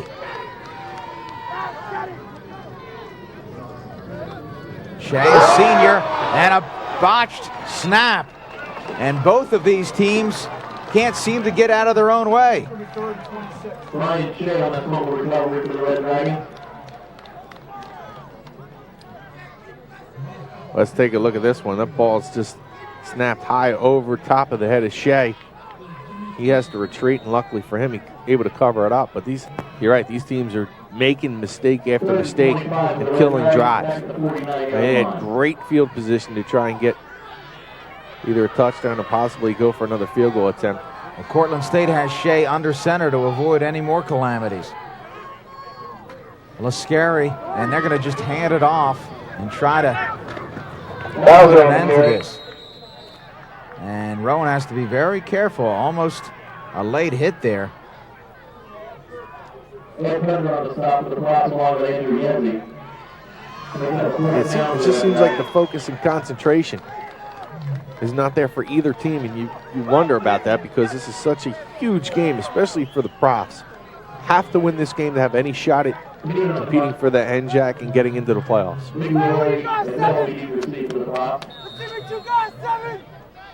Canaan has had some problems with the snaps. Oh, yeah, you go after them. I mean, they've had some real problems with the snaps. Get this one away. High, short, fair catch called at the 12-yard line. Migliore takes with 11:31 left in this fourth quarter. It's been a good one, tied at 7. The American Football Coaches Association Division III poll has SUNY Cortland ranked 5th, as we mentioned. Mount Union of Ohio, the perennial power, ranked number 1. Wisconsin Whitewater number 2. St. John's of Minnesota number 3. And Wesley of Delaware ranked number 4. Rowan ranked at number 21. They fell precipitously after their overtime loss last week to Montclair State. First down and 10 for Oriole and the Profs. They'll hand it off, and some running room for Edwards. Also a nice job that time for Dan Lee. Downfield blocking the left guard. You know, one of the key numbers coming into this game is Rowan allowing just 10.7 yards on the ground, and Rickard has really changed the complexion of that, although they've really hunkered down, have the Rowan defense in this second half. Again, it's Edwards. Edwards kicks it outside, and Edwards will be cut down. A nice shoestring tackle made by Sayre. So third down and about 2. This time, Edwards just going to try to find some running room. And some good downfield tackling by both teams. You're right, Rob. I think defenses have dictated this game, and the coverage downfield by Cortland and Rowan. This is a big third down. Trips left, and one man is uncovered. Some confusion on the Cortland defense. Oriole has time, throws across the middle, has a man, first down. And that's a big play for Rowan to give their offense some breathing room, as Oriole looked like he was a little uncomfortable in the pocket, realized he had time, across the middle to Dustin Ketcher, the junior from Milltown. Well, I talked about this earlier, Rob, about, when you have that many sacks and the coverage downfield is that good, and you start kind of looking at the defenders, but Oriole, he's been sharp pretty much all game. You're right. I mean, you have to be impressed with what you see out of play action. Oriole dumps, and it's dropped. That's just as well. Yeah. I mean, they had a couple of guys out there, did Cortland, and also dangerous pass. He's trying to shoot the ball out there, and there was a couple of guys that could have had the pick. Chris Nyland, the sophomore receiver, the intended man out of Cresskill. Again, a very young receiving core for the Profs. Migliore, the lone senior. Play action, thrown up. Oriole looks, caught and dropped. He has had some tough plays go against him, have Oriole literally in the hands and arms of 3 different receivers now. The freshman Lester really got away with a push against the defender, yeah, he did. And then drops. He did get away with a push. I'm really impressed also with the coverage downfield by Cortland. That time, Greg Stewart. going step for step with the receiver, and he's just not able to come up with it, and probably got away with a push, did Lester. We'll see if Cortland brings the pressure. 4-man rush, and they'll drop into 3. Getting pressure, Oriole, and it collapses, does the pocket. So the Rowan line unable to stop just 3 rushers, and Oriole gets dropped for the loss. Yeah, between the pass rush and the coverage and the ability of the receivers not to be able to shake the corners downfield, it's just adding up on the sack total for Cortland. But you're right. I mean, you got to do a better job of this blocking. That is just poor blocking up front. And Bupp will punt it away to Sayre and Beck. Good hands, good stop. Nice stroke, Charlie. Off the side of his foot, angled towards the sideline, and not a very good one. So again, each team just seemingly shooting themselves in the foot time and time again. It's almost as if neither team wants to win this game. That's exactly what it looks like. It's just a very sloppily played game. Now Cortland with decent field position, but you're right, you just don't get the sense that either team is going to be able to make a play. They're going to mess it up somehow, whether it be dropping a ball or a penalty, or it just doesn't seem like either team really. And it has something to do with how well the defenses are playing, but the offenses are really stumbling and making mental mistakes as well. Looked like Bupp was really trying to get it to Beck and stay away from Sayre, and as a result, it went off the side of his foot. A fine play made by Bellamy. Almost a late hit there by Rowan.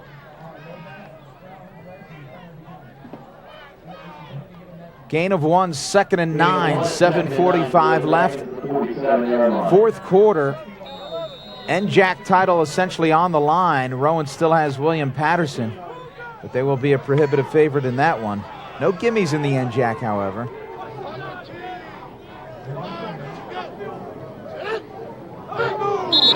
Shea, your quarterback, and some penalties. Flag on the play. Good ball started against the Red Dragons. After the 5-yard penalty, it'll be 2nd and 14 for the Red Dragons, back at the 42-yard line. Mistake after mistake for both of these teams. 7:20 now left in the fourth quarter. And you see, Profs with only 3 penalties, the Dragons with 7. You got to believe yards. that there's an injury to Miles. Remember that he did not start out the season as the #1 quarterback. Shea will hand off, and again, another penalty here. Coming into this game, Ryan Shea had thrown the ball just 4 times, completed 2, and had 1 interception. Obviously not the man you want to go with in a critical NJAC game. Yeah. Tight end doesn't get set. 5th penalty, 45 yards. By the offense, too many motions at the same time. In this half for Cortland. That's on the quarterback. Quarterback's got to see that this guy is not set. I tell you, again, we're in a spot where we are right next to the offensive coordinator of Cortland State. He is beside himself, displeased with what's transpired here under the leadership of Shea. High formation, 2nd down and a whole bunch. Here's Rickert, strings it, cut down. Rickert on the carry, he's brought down at 59, Andrew Yezi. Yezi, the freshman from Delsing. Yeah, he's a good one. You know, he's going to be good for a lot of years here at Rowan. Is sure tackler. Between him and Nizak, man, that's 2 nice gems here in Gloucester County that you get is on the defensive side of the ball. I think both of those guys, one of the top defenders in Gloucester County over the last couple of years. 3rd down, 15. Shea back to pass with time, throws it up, underneath, underthrown, knocked down, almost intercepted by Whetstone, but just not enough on that throw, and Shea is also shaken up. They would be down to their 4th quarterback. Yeah, Whetstone, good coverage downfield, turns in perfect position, and now a wide receiver has to play defensive back, climb over the back of Whetstone and make sure that he's not able to get the interception and return it.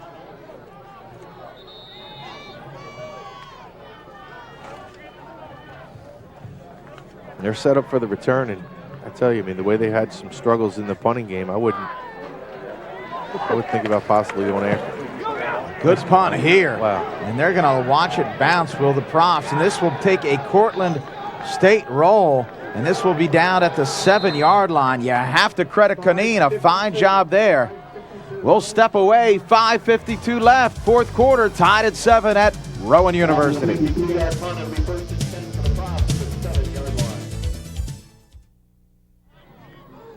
Welcome back to Rowan University, tied at 7.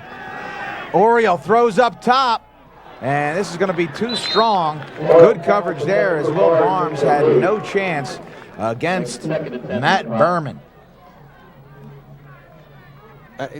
You know, Rob, I don't want to sound mean or anything, but these receivers aren't good enough to shake the corners. I mean, that's the bottom line. They're just not good enough to get any space between them and the cornerbacks in the secondary of Cortland.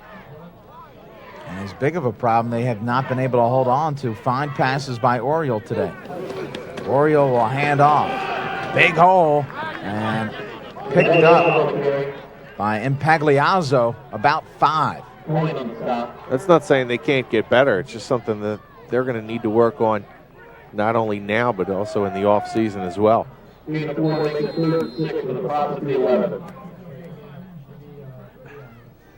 So Rowan backed up in their own end.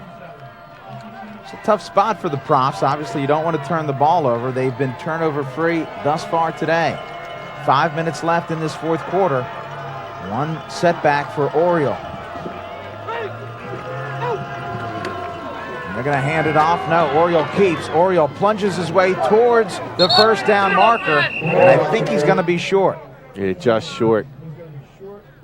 Not a bad play call by the offensive coordinator, though. You want to make sure that you try and give yourself the opportunity to get the first down, but maybe catching Cortland off guard, calling the play for Oriole to try and take it himself.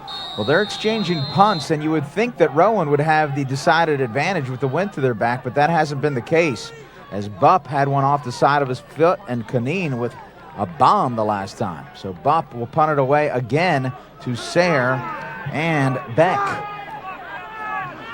Cortland return guard is pretty short. High punt. Sayre back at his 42-yard line. Sayre to the 45 and still on his feet, running around in circles, and he'll finally get brought down right about where he caught the ball.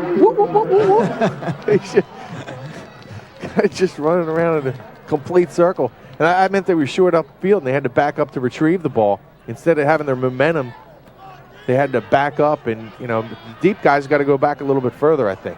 And he's backing up. He's going to come around here, and he's going to decide, well, do a little merry-go-round here.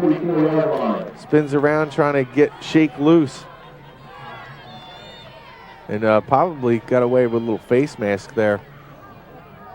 Well, now it looks like Sean Pratt is going to come in the game as the quarterback. They are so displeased with what has transpired with Shea. They're going to go to quarterback number 5. And the handoff right up the gut. And they're now looking in the stands for somebody else who might be. They're down to their 4th quarterback. 4th string quarterback. I said 5th, didn't I? That's right. Their 4th string quarterback. I'm telling you, I don't think they have a 5th string quarterback, do they? No, let's scan the roster. No. Second and 2 for the Red Dragons. Well, obviously, if you're Rowan, you key on the run. High formation. Pratt back to pass, thrown up and dropped. And again, they're better off dropping that ball because Lascari caught the ball on one knee. He would have lost yards. So a third down here. And now, because of the problems that they've had at the quarterback position, they're really one-dimensional. Yeah, I mean, and if you're Cortland State, essentially you've got to rely on your defense maybe to create a turnover. That's a simple screen, and you're not able to complete that pass. So you got to think that Rowan now is really going to be gearing on the run. But this is what Cortland does best. Look at Rowan. 9 men in the box here for the Profs. Handoff inside and first down. Well, You have to credit that Cortland State offensive line.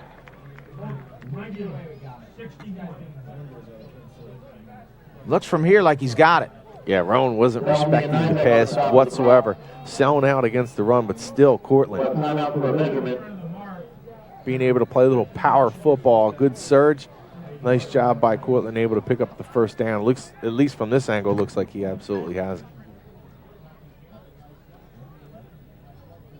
2:58 remaining. I'm going to say he has it here. I feel has it. I feel real confident. Look at that. I don't think they needed to measure. No. The marker was even with the hash, and the ball was completely past the hash. 2:58 on the clock. And counting. It's still Pratt at quarterback. Pratt back to pass, throws up down the middle, in and out of the hands of his receiver, Lascari. So Pratt, no mustard on that one. I think he short hopped him too a little bit. Pratt, just a freshman, out of Brockport, New York. There was once a Leary who played for Cortland. Cousin Patrick was a kicker. Did not know that. No. Neither did I just made that up.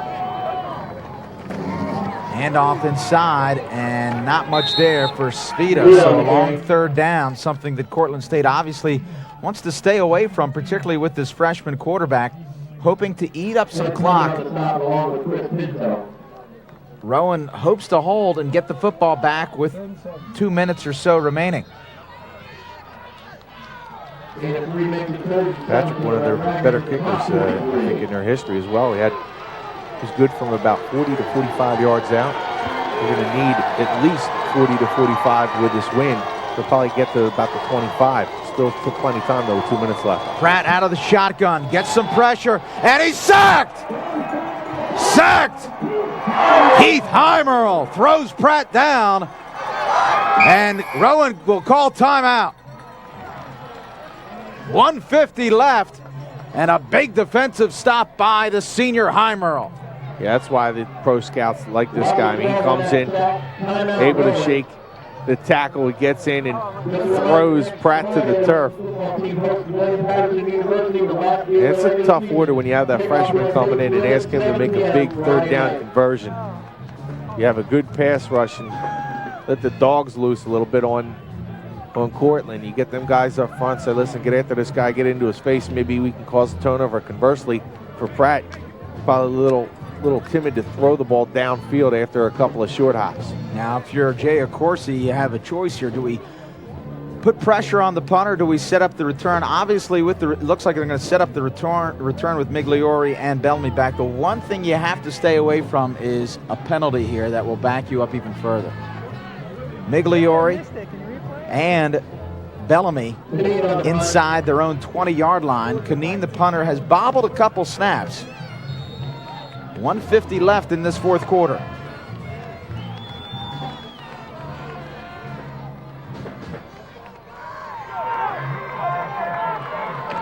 Kaneen gets it away, high punt,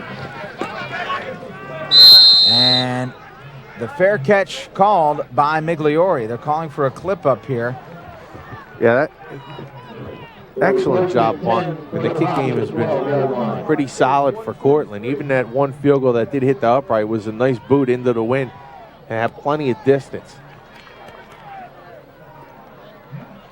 Still a good amount of time with 1:43 left on the clock. Oriole will try to engineer a drive here with the clock moving. Remember, in the NCAA now the clock moves on the change of possession, so they'll have to hustle. 1:30 left, Oriole under center. And they'll hand it off. They're going to play it safe and maybe rely on overtime. Interesting. By the way, I can't stand that rule that they move the clock as soon as the ball. I think it's a dumb rule. You have a guy sprinting out there to try to get to the ball, and then get set and call the play just to speed up the game a little bit. And I don't think much of the rule. From what I've been told, the NCAA coaches, almost to a man, did not want that rule enacted, but the NCAA did it anyway.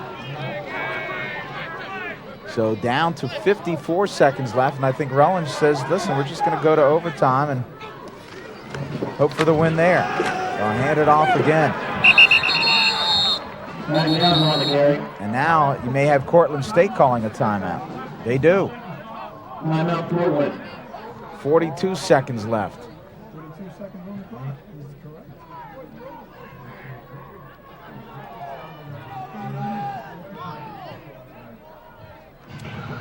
Very conservative play calling here. Obviously, the thinking is we're back in our own end. We do not want to have any turnovers. You know what? I like the call, and here's why. You have the freshman quarterback who's on the opposite side, and he's going to have to engineer some type of drive when you get to that overtime, as opposed to having what you have in Oriole. And you got to like that matchup there. Your defense is playing pretty well, and you got to think you like your chances right now, given good field position, and that's what you have essentially when you start the overtime. Both teams will get the ball at the 25, and you got to like Rowan's chances in the overtime period. Well, from what I've seen of the kickers, I'd have to think the leg of Cortland State's Mintz, a slight favorite. But obviously accuracy plays into this. He's had one upright today. Wind certainly a factor. Oriole out of the shotgun, and it's a draw play. And Cortland State will wrap up the runner, Edwards, and force a punt by Rowan as they call timeout with 33 seconds left in this fourth quarter. Remember, Cortland wasted a timeout on a 4th and 18, and they ended up essentially just not really using it to their advantage. They had a punt that was shanked off the side of the foot. They do have 33 seconds to work with here, and they'll probably, I mean, you'd have to think that Cortland will now send the house after Bupp and try to get a block here with 33 seconds.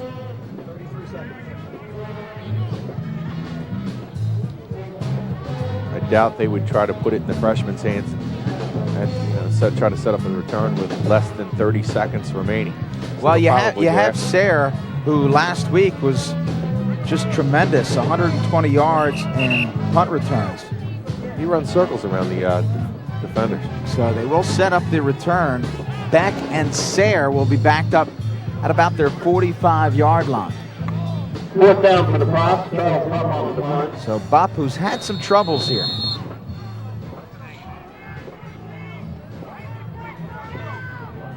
They're not. They're going to play for the return. And you're right. I mean, if you've got a guy like Sayre back there, maybe they're thinking he can take it the distance or set up good field position for the Red Dragons. Bupp's punt is backing up Sayre to the 35. Sayre beats the first man. Sayre still down the sideline. Sayre, and a penalty flag comes in. Laid out on the field is David Cafaso.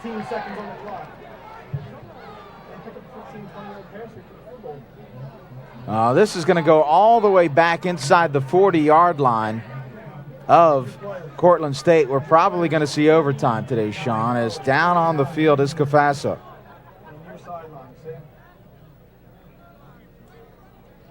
Indications that we were blocking the back against the Red Dragons.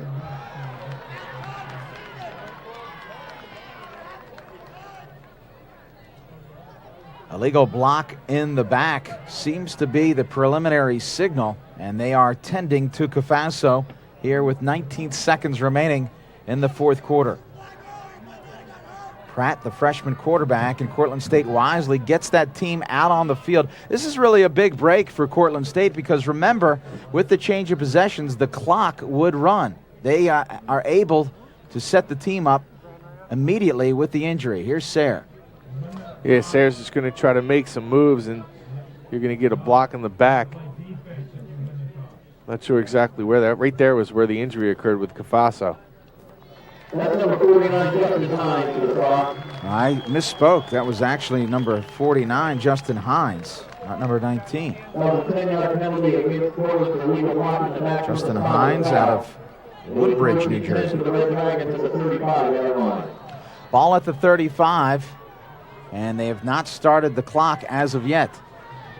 With 19 seconds in the freshman, I wouldn't be surprised here if they just run it with Rickert.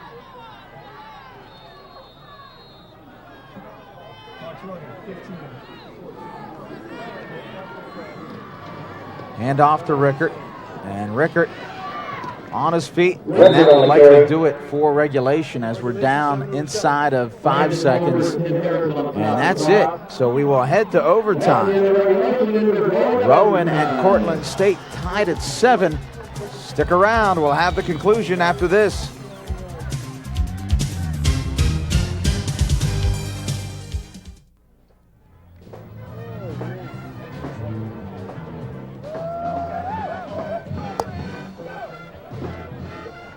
Beautiful fall day here on the campus of Rowan University.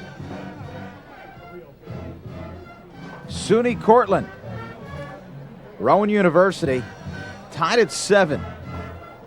SUNY coming into this game undefeated. Rowan coming off an overtime loss versus Montclair State last week. Let me give you the rules of overtime in NCAA. In the overtime period, each team receives an offensive series beginning on the opponent's 25-yard line. A team's possession ends when it scores, turns the ball over, or fails to convert a 4th down play. Another overtime period will be played if the score remains tied after each team has had a possession. The defense can score off a turnover or blocked field goal. If this happens, the game is over. If the defense scores on a 2-point defensive conversion following a touchdown, the overtime period continues with the score. 6-2. Each team receives 1 timeout per overtime period with no carryover. Timeouts called between overtime periods are charged to the overtime period about to be played. At the beginning of the 3rd overtime, teams must attempt a 2-point conversion after a touchdown is scored. All statistics in the overtime periods count toward the final game totals. There you see Jay Accorsi, we mentioned last week, coming up short in overtime versus Montclair State. So no stranger to the overtime period. And as you mentioned, Shawn, they probably like their chances given the fact that Cortland State has been resigned now to their 4th-string quarterback. You see some of the Red Dragon faithful here. I had asked their sports information director, why the Red Dragons? And he said, you know, the talk is that they're named after the Pegasus, essentially, or the symbol on the Mobil sign. And Mobil Oil. It's kind of similar to Paulsboro here locally, which is a flying horse, but you know, that's where they deem the term dragon, or excuse me, that's where they draw it from. At least that is the local rumor. In fact, only 2 NCAA teams are the Red Dragons. The other, Oneonta, New York, and they're within driving distance of one another, relatively short distance. It's Dragon area. So each team will go into the win. And there you see Oriole, who will try to lead his profs to victory. This is essentially a playoff game for Rowan. Yeah, this is, right now, I mean, this is everything for Rowan. You have to come out of here with a win. That sideline pretty charged up for the overtime period. I'm sure Cortland feels the same way. But you have to give the edge to Rowan and the experience at quarterback here, where both teams going to get great field position at the 25. You start your drive there.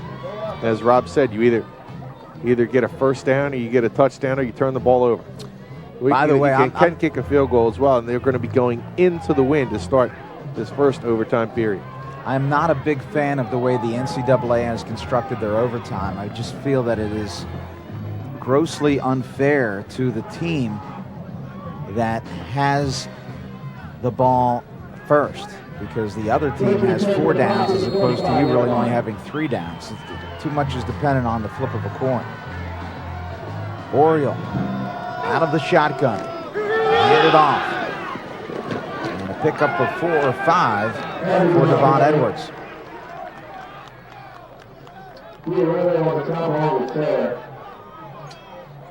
Gain of 4, 2nd and 6 in the process of 21. And they're going to try and move the ball a little bit on the ground, pick up a few yards on first down, possibly go to the air here. Play action, Oriole across the middle, wide open, Migliore, touchdown! Everybody bit on the play action fake, and Migliore hadn't been so wide open all season. Oriole connects, and Rowan scores. The play fake by Oriole is going to set this up. This is the way you play fake. Freeze the defense. Migliore wide open, no one around him. Just a simple pitch and catch. Going to force Cortland now to score a touchdown on its possession. Important extra point though. They've had some problems on the PATs. Roberts' kick is up. Roberts' kick is good. Rowan on top, 14-7. Cortland State to take possession.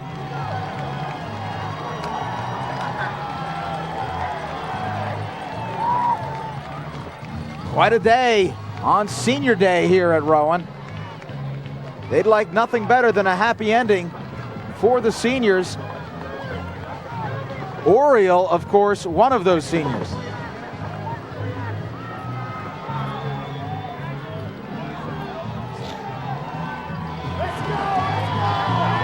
There you see the dance crew. First down and 10. Cortland State at their 25-yard line. It's Pratt. They'll hand off. And Rickert dances away, but will not escape Heimerl. Rickert dropped for a 5-yard loss. Heimerl and Nizak on the play, and both those guys are able to make sure that Rickert is not going to get to the outside. What a nice job here is making sure, and you can see not only those two, but Tolbert going to not allow Rickert to get to the outside. That's where he can be dangerous. Second down and 15. One running back for Pratt, the freshman. Cortland State down to their fourth-string quarterback. Pratt fakes the end around, has time, flushed out of the pocket, and sacked! Farid Saeed. And Oriole leading the cheers on the sideline for the Profs. They know that now you have this guy backed up and sending a couple of these big guys up front. Nothing open downfield. There you see Oriole. Got to be careful the way he's jumping around. He doesn't pull something.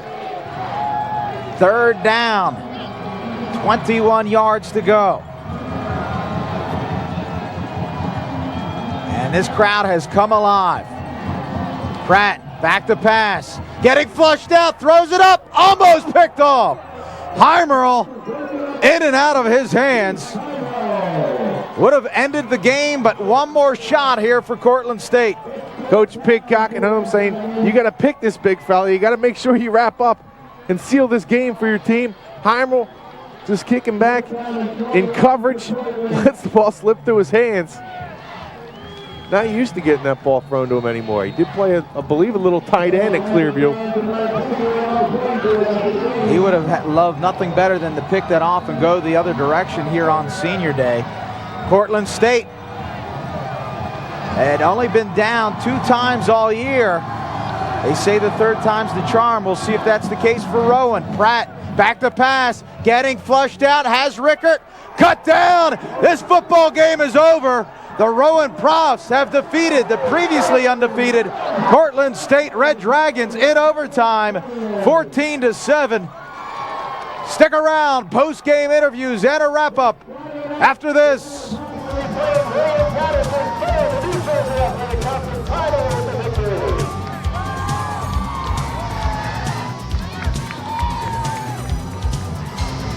Please remember, family, friends, and fans, please stay out. Welcome back to Glassboro, New Jersey. Rowan University victorious 14-7 in overtime. A thriller over the SUNY Cortland Red Dragons. Rob Christ here with winning head coach Jay Accorsi. And coach, coming into this game, obviously a must-win. What did you say to the kids to prepare them for the week? Well, I don't think we really had to say anything all week coming off the emotional overtime loss to Montclair. I think they knew what was at stake what it was at stake to win the conference championship against a team that was undefeated and ahead in the conference. So really there wasn't much to say all week. You know, at the outset of the game, Cortland State really controlled the line of scrimmage, really had the better of play. What adjustments did you make in terms of turning the momentum around? Well, I think when we turned them away defensively, they had some early chances down in our end to get some scores. We turned away, didn't allow them to get in the end zone, and then once we got in that second quarter, we started to get some things going offensively, and the game seemed to change at that point. Very impressed with Mike Oriole every time we come here. He does a fine job. He really threaded the needle on more than one occasion, but so many drop passes. How do you not allow you to make that so you're not frustrated as a coaching staff and change your game plan? Well, I think you got to give Mike a lot of credit. He's been working with a lot of young wide receivers all year long, and you just got to keep doing the things that you know eventually it's going to turn out to be successful. We could have finished the game off on a deep ball that, you know, a young wide receiver wasn't able to get, but I think that's what makes Michael so special is his mental toughness more than anything. You know, Cortland State, again, really had to change things appreciably, going to a third string and then a fourth string quarterback because of the broken hand to Ray Miles. And speaking prior to the interview here, you didn't realize that Miles was out until towards the end of the game. Obviously, that really changes your game planning as a defensive unit. No question. You could see they were getting very conservative. That probably meant that he wasn't coming back in the game, and obviously their play calling was very conservative. So I think we as a coaching staff felt comfortable, and the players hopefully too, that if we got to overtime, you know, then it was going to put a lot of pressure on a quarterback probably not ready for those situations.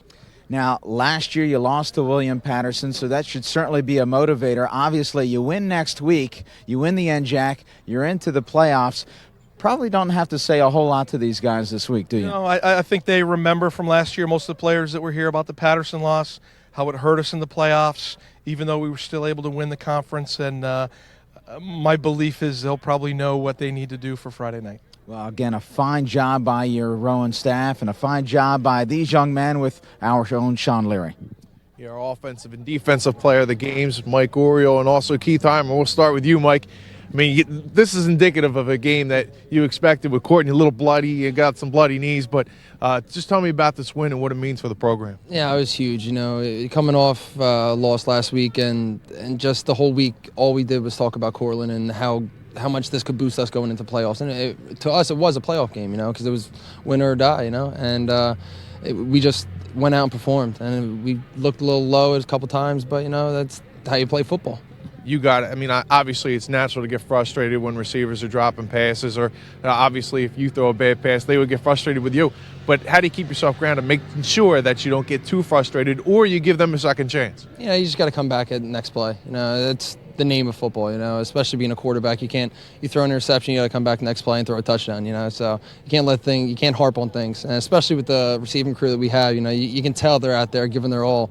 And they're just young, you know, and they're doing a great job. And you got kids like Jimmy Migliori and Dustin Ketcher and kids that have been here for a while, and they're really bringing them along. How about that record? You got the all-time greatest passer at Rowan now. Yeah, I just found out about that. But, yeah, that's awesome. You know, I've been here for a while. So it's really exciting. It's an exciting time. We're going to give you a question here. The hardest thing to do, engineering a game-winning drive or making one of those kamikazes over at Clancy's? Kamikazes come easy. They're good to go. This is a little bit harder. Well, congratulations to you. Thank you very much. Becoming the all-time best passer here at Rowan, touchdowns. And now, Keith, a Clearview boy. What a great year for you. We were just talking about, we got the Pioneers undefeated. Pro Scouts are looking at you. Let's talk about that a little bit. I mean, you got Pro Scouts coming in.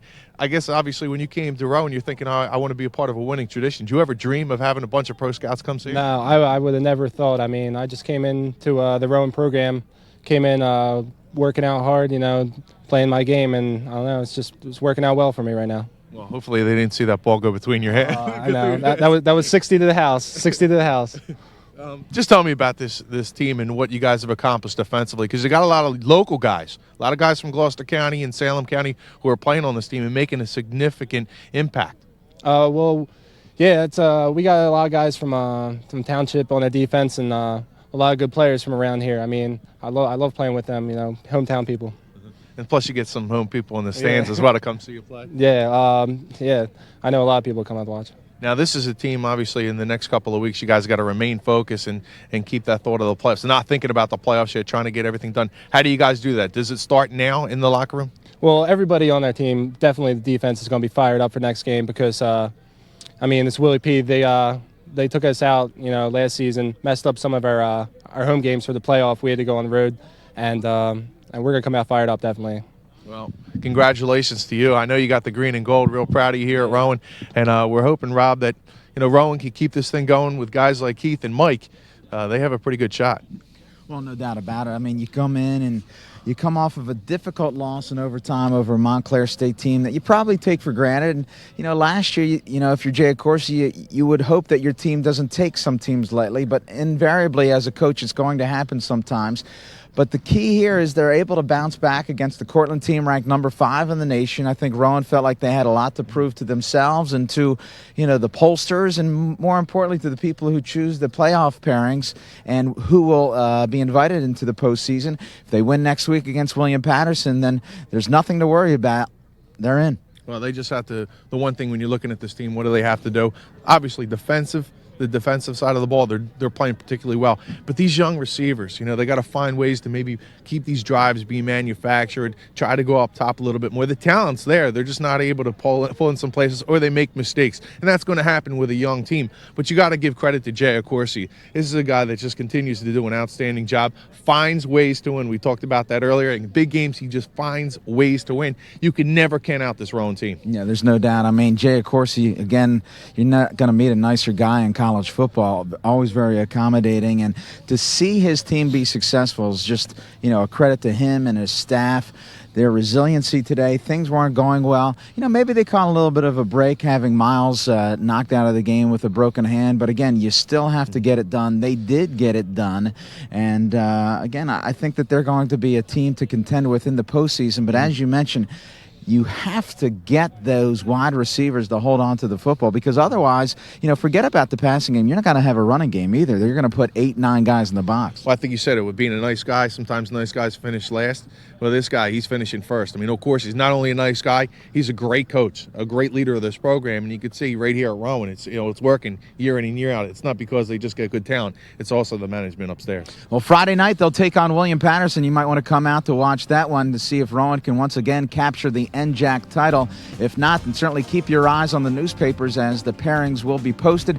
Should they defeat William Patterson next week, they will head to the postseason. Rowan, of course, with the storied history, still trying to capture that elusive Division III title. Oriole will try to guide this young receiving crew throughout the postseason. It should be fun to watch. Again, your final score here in overtime. Rowan victorious over Cortland State by the score of 14-7. For my stat man, Mike DeChico, my director, Stan Ritter, my partner, Shawn Leary, I'm Rob Christ, and the rest of the crew, thanks you for joining us. Again, your final, Rowan in overtime over Cortland State, 14-7. Good night, everybody.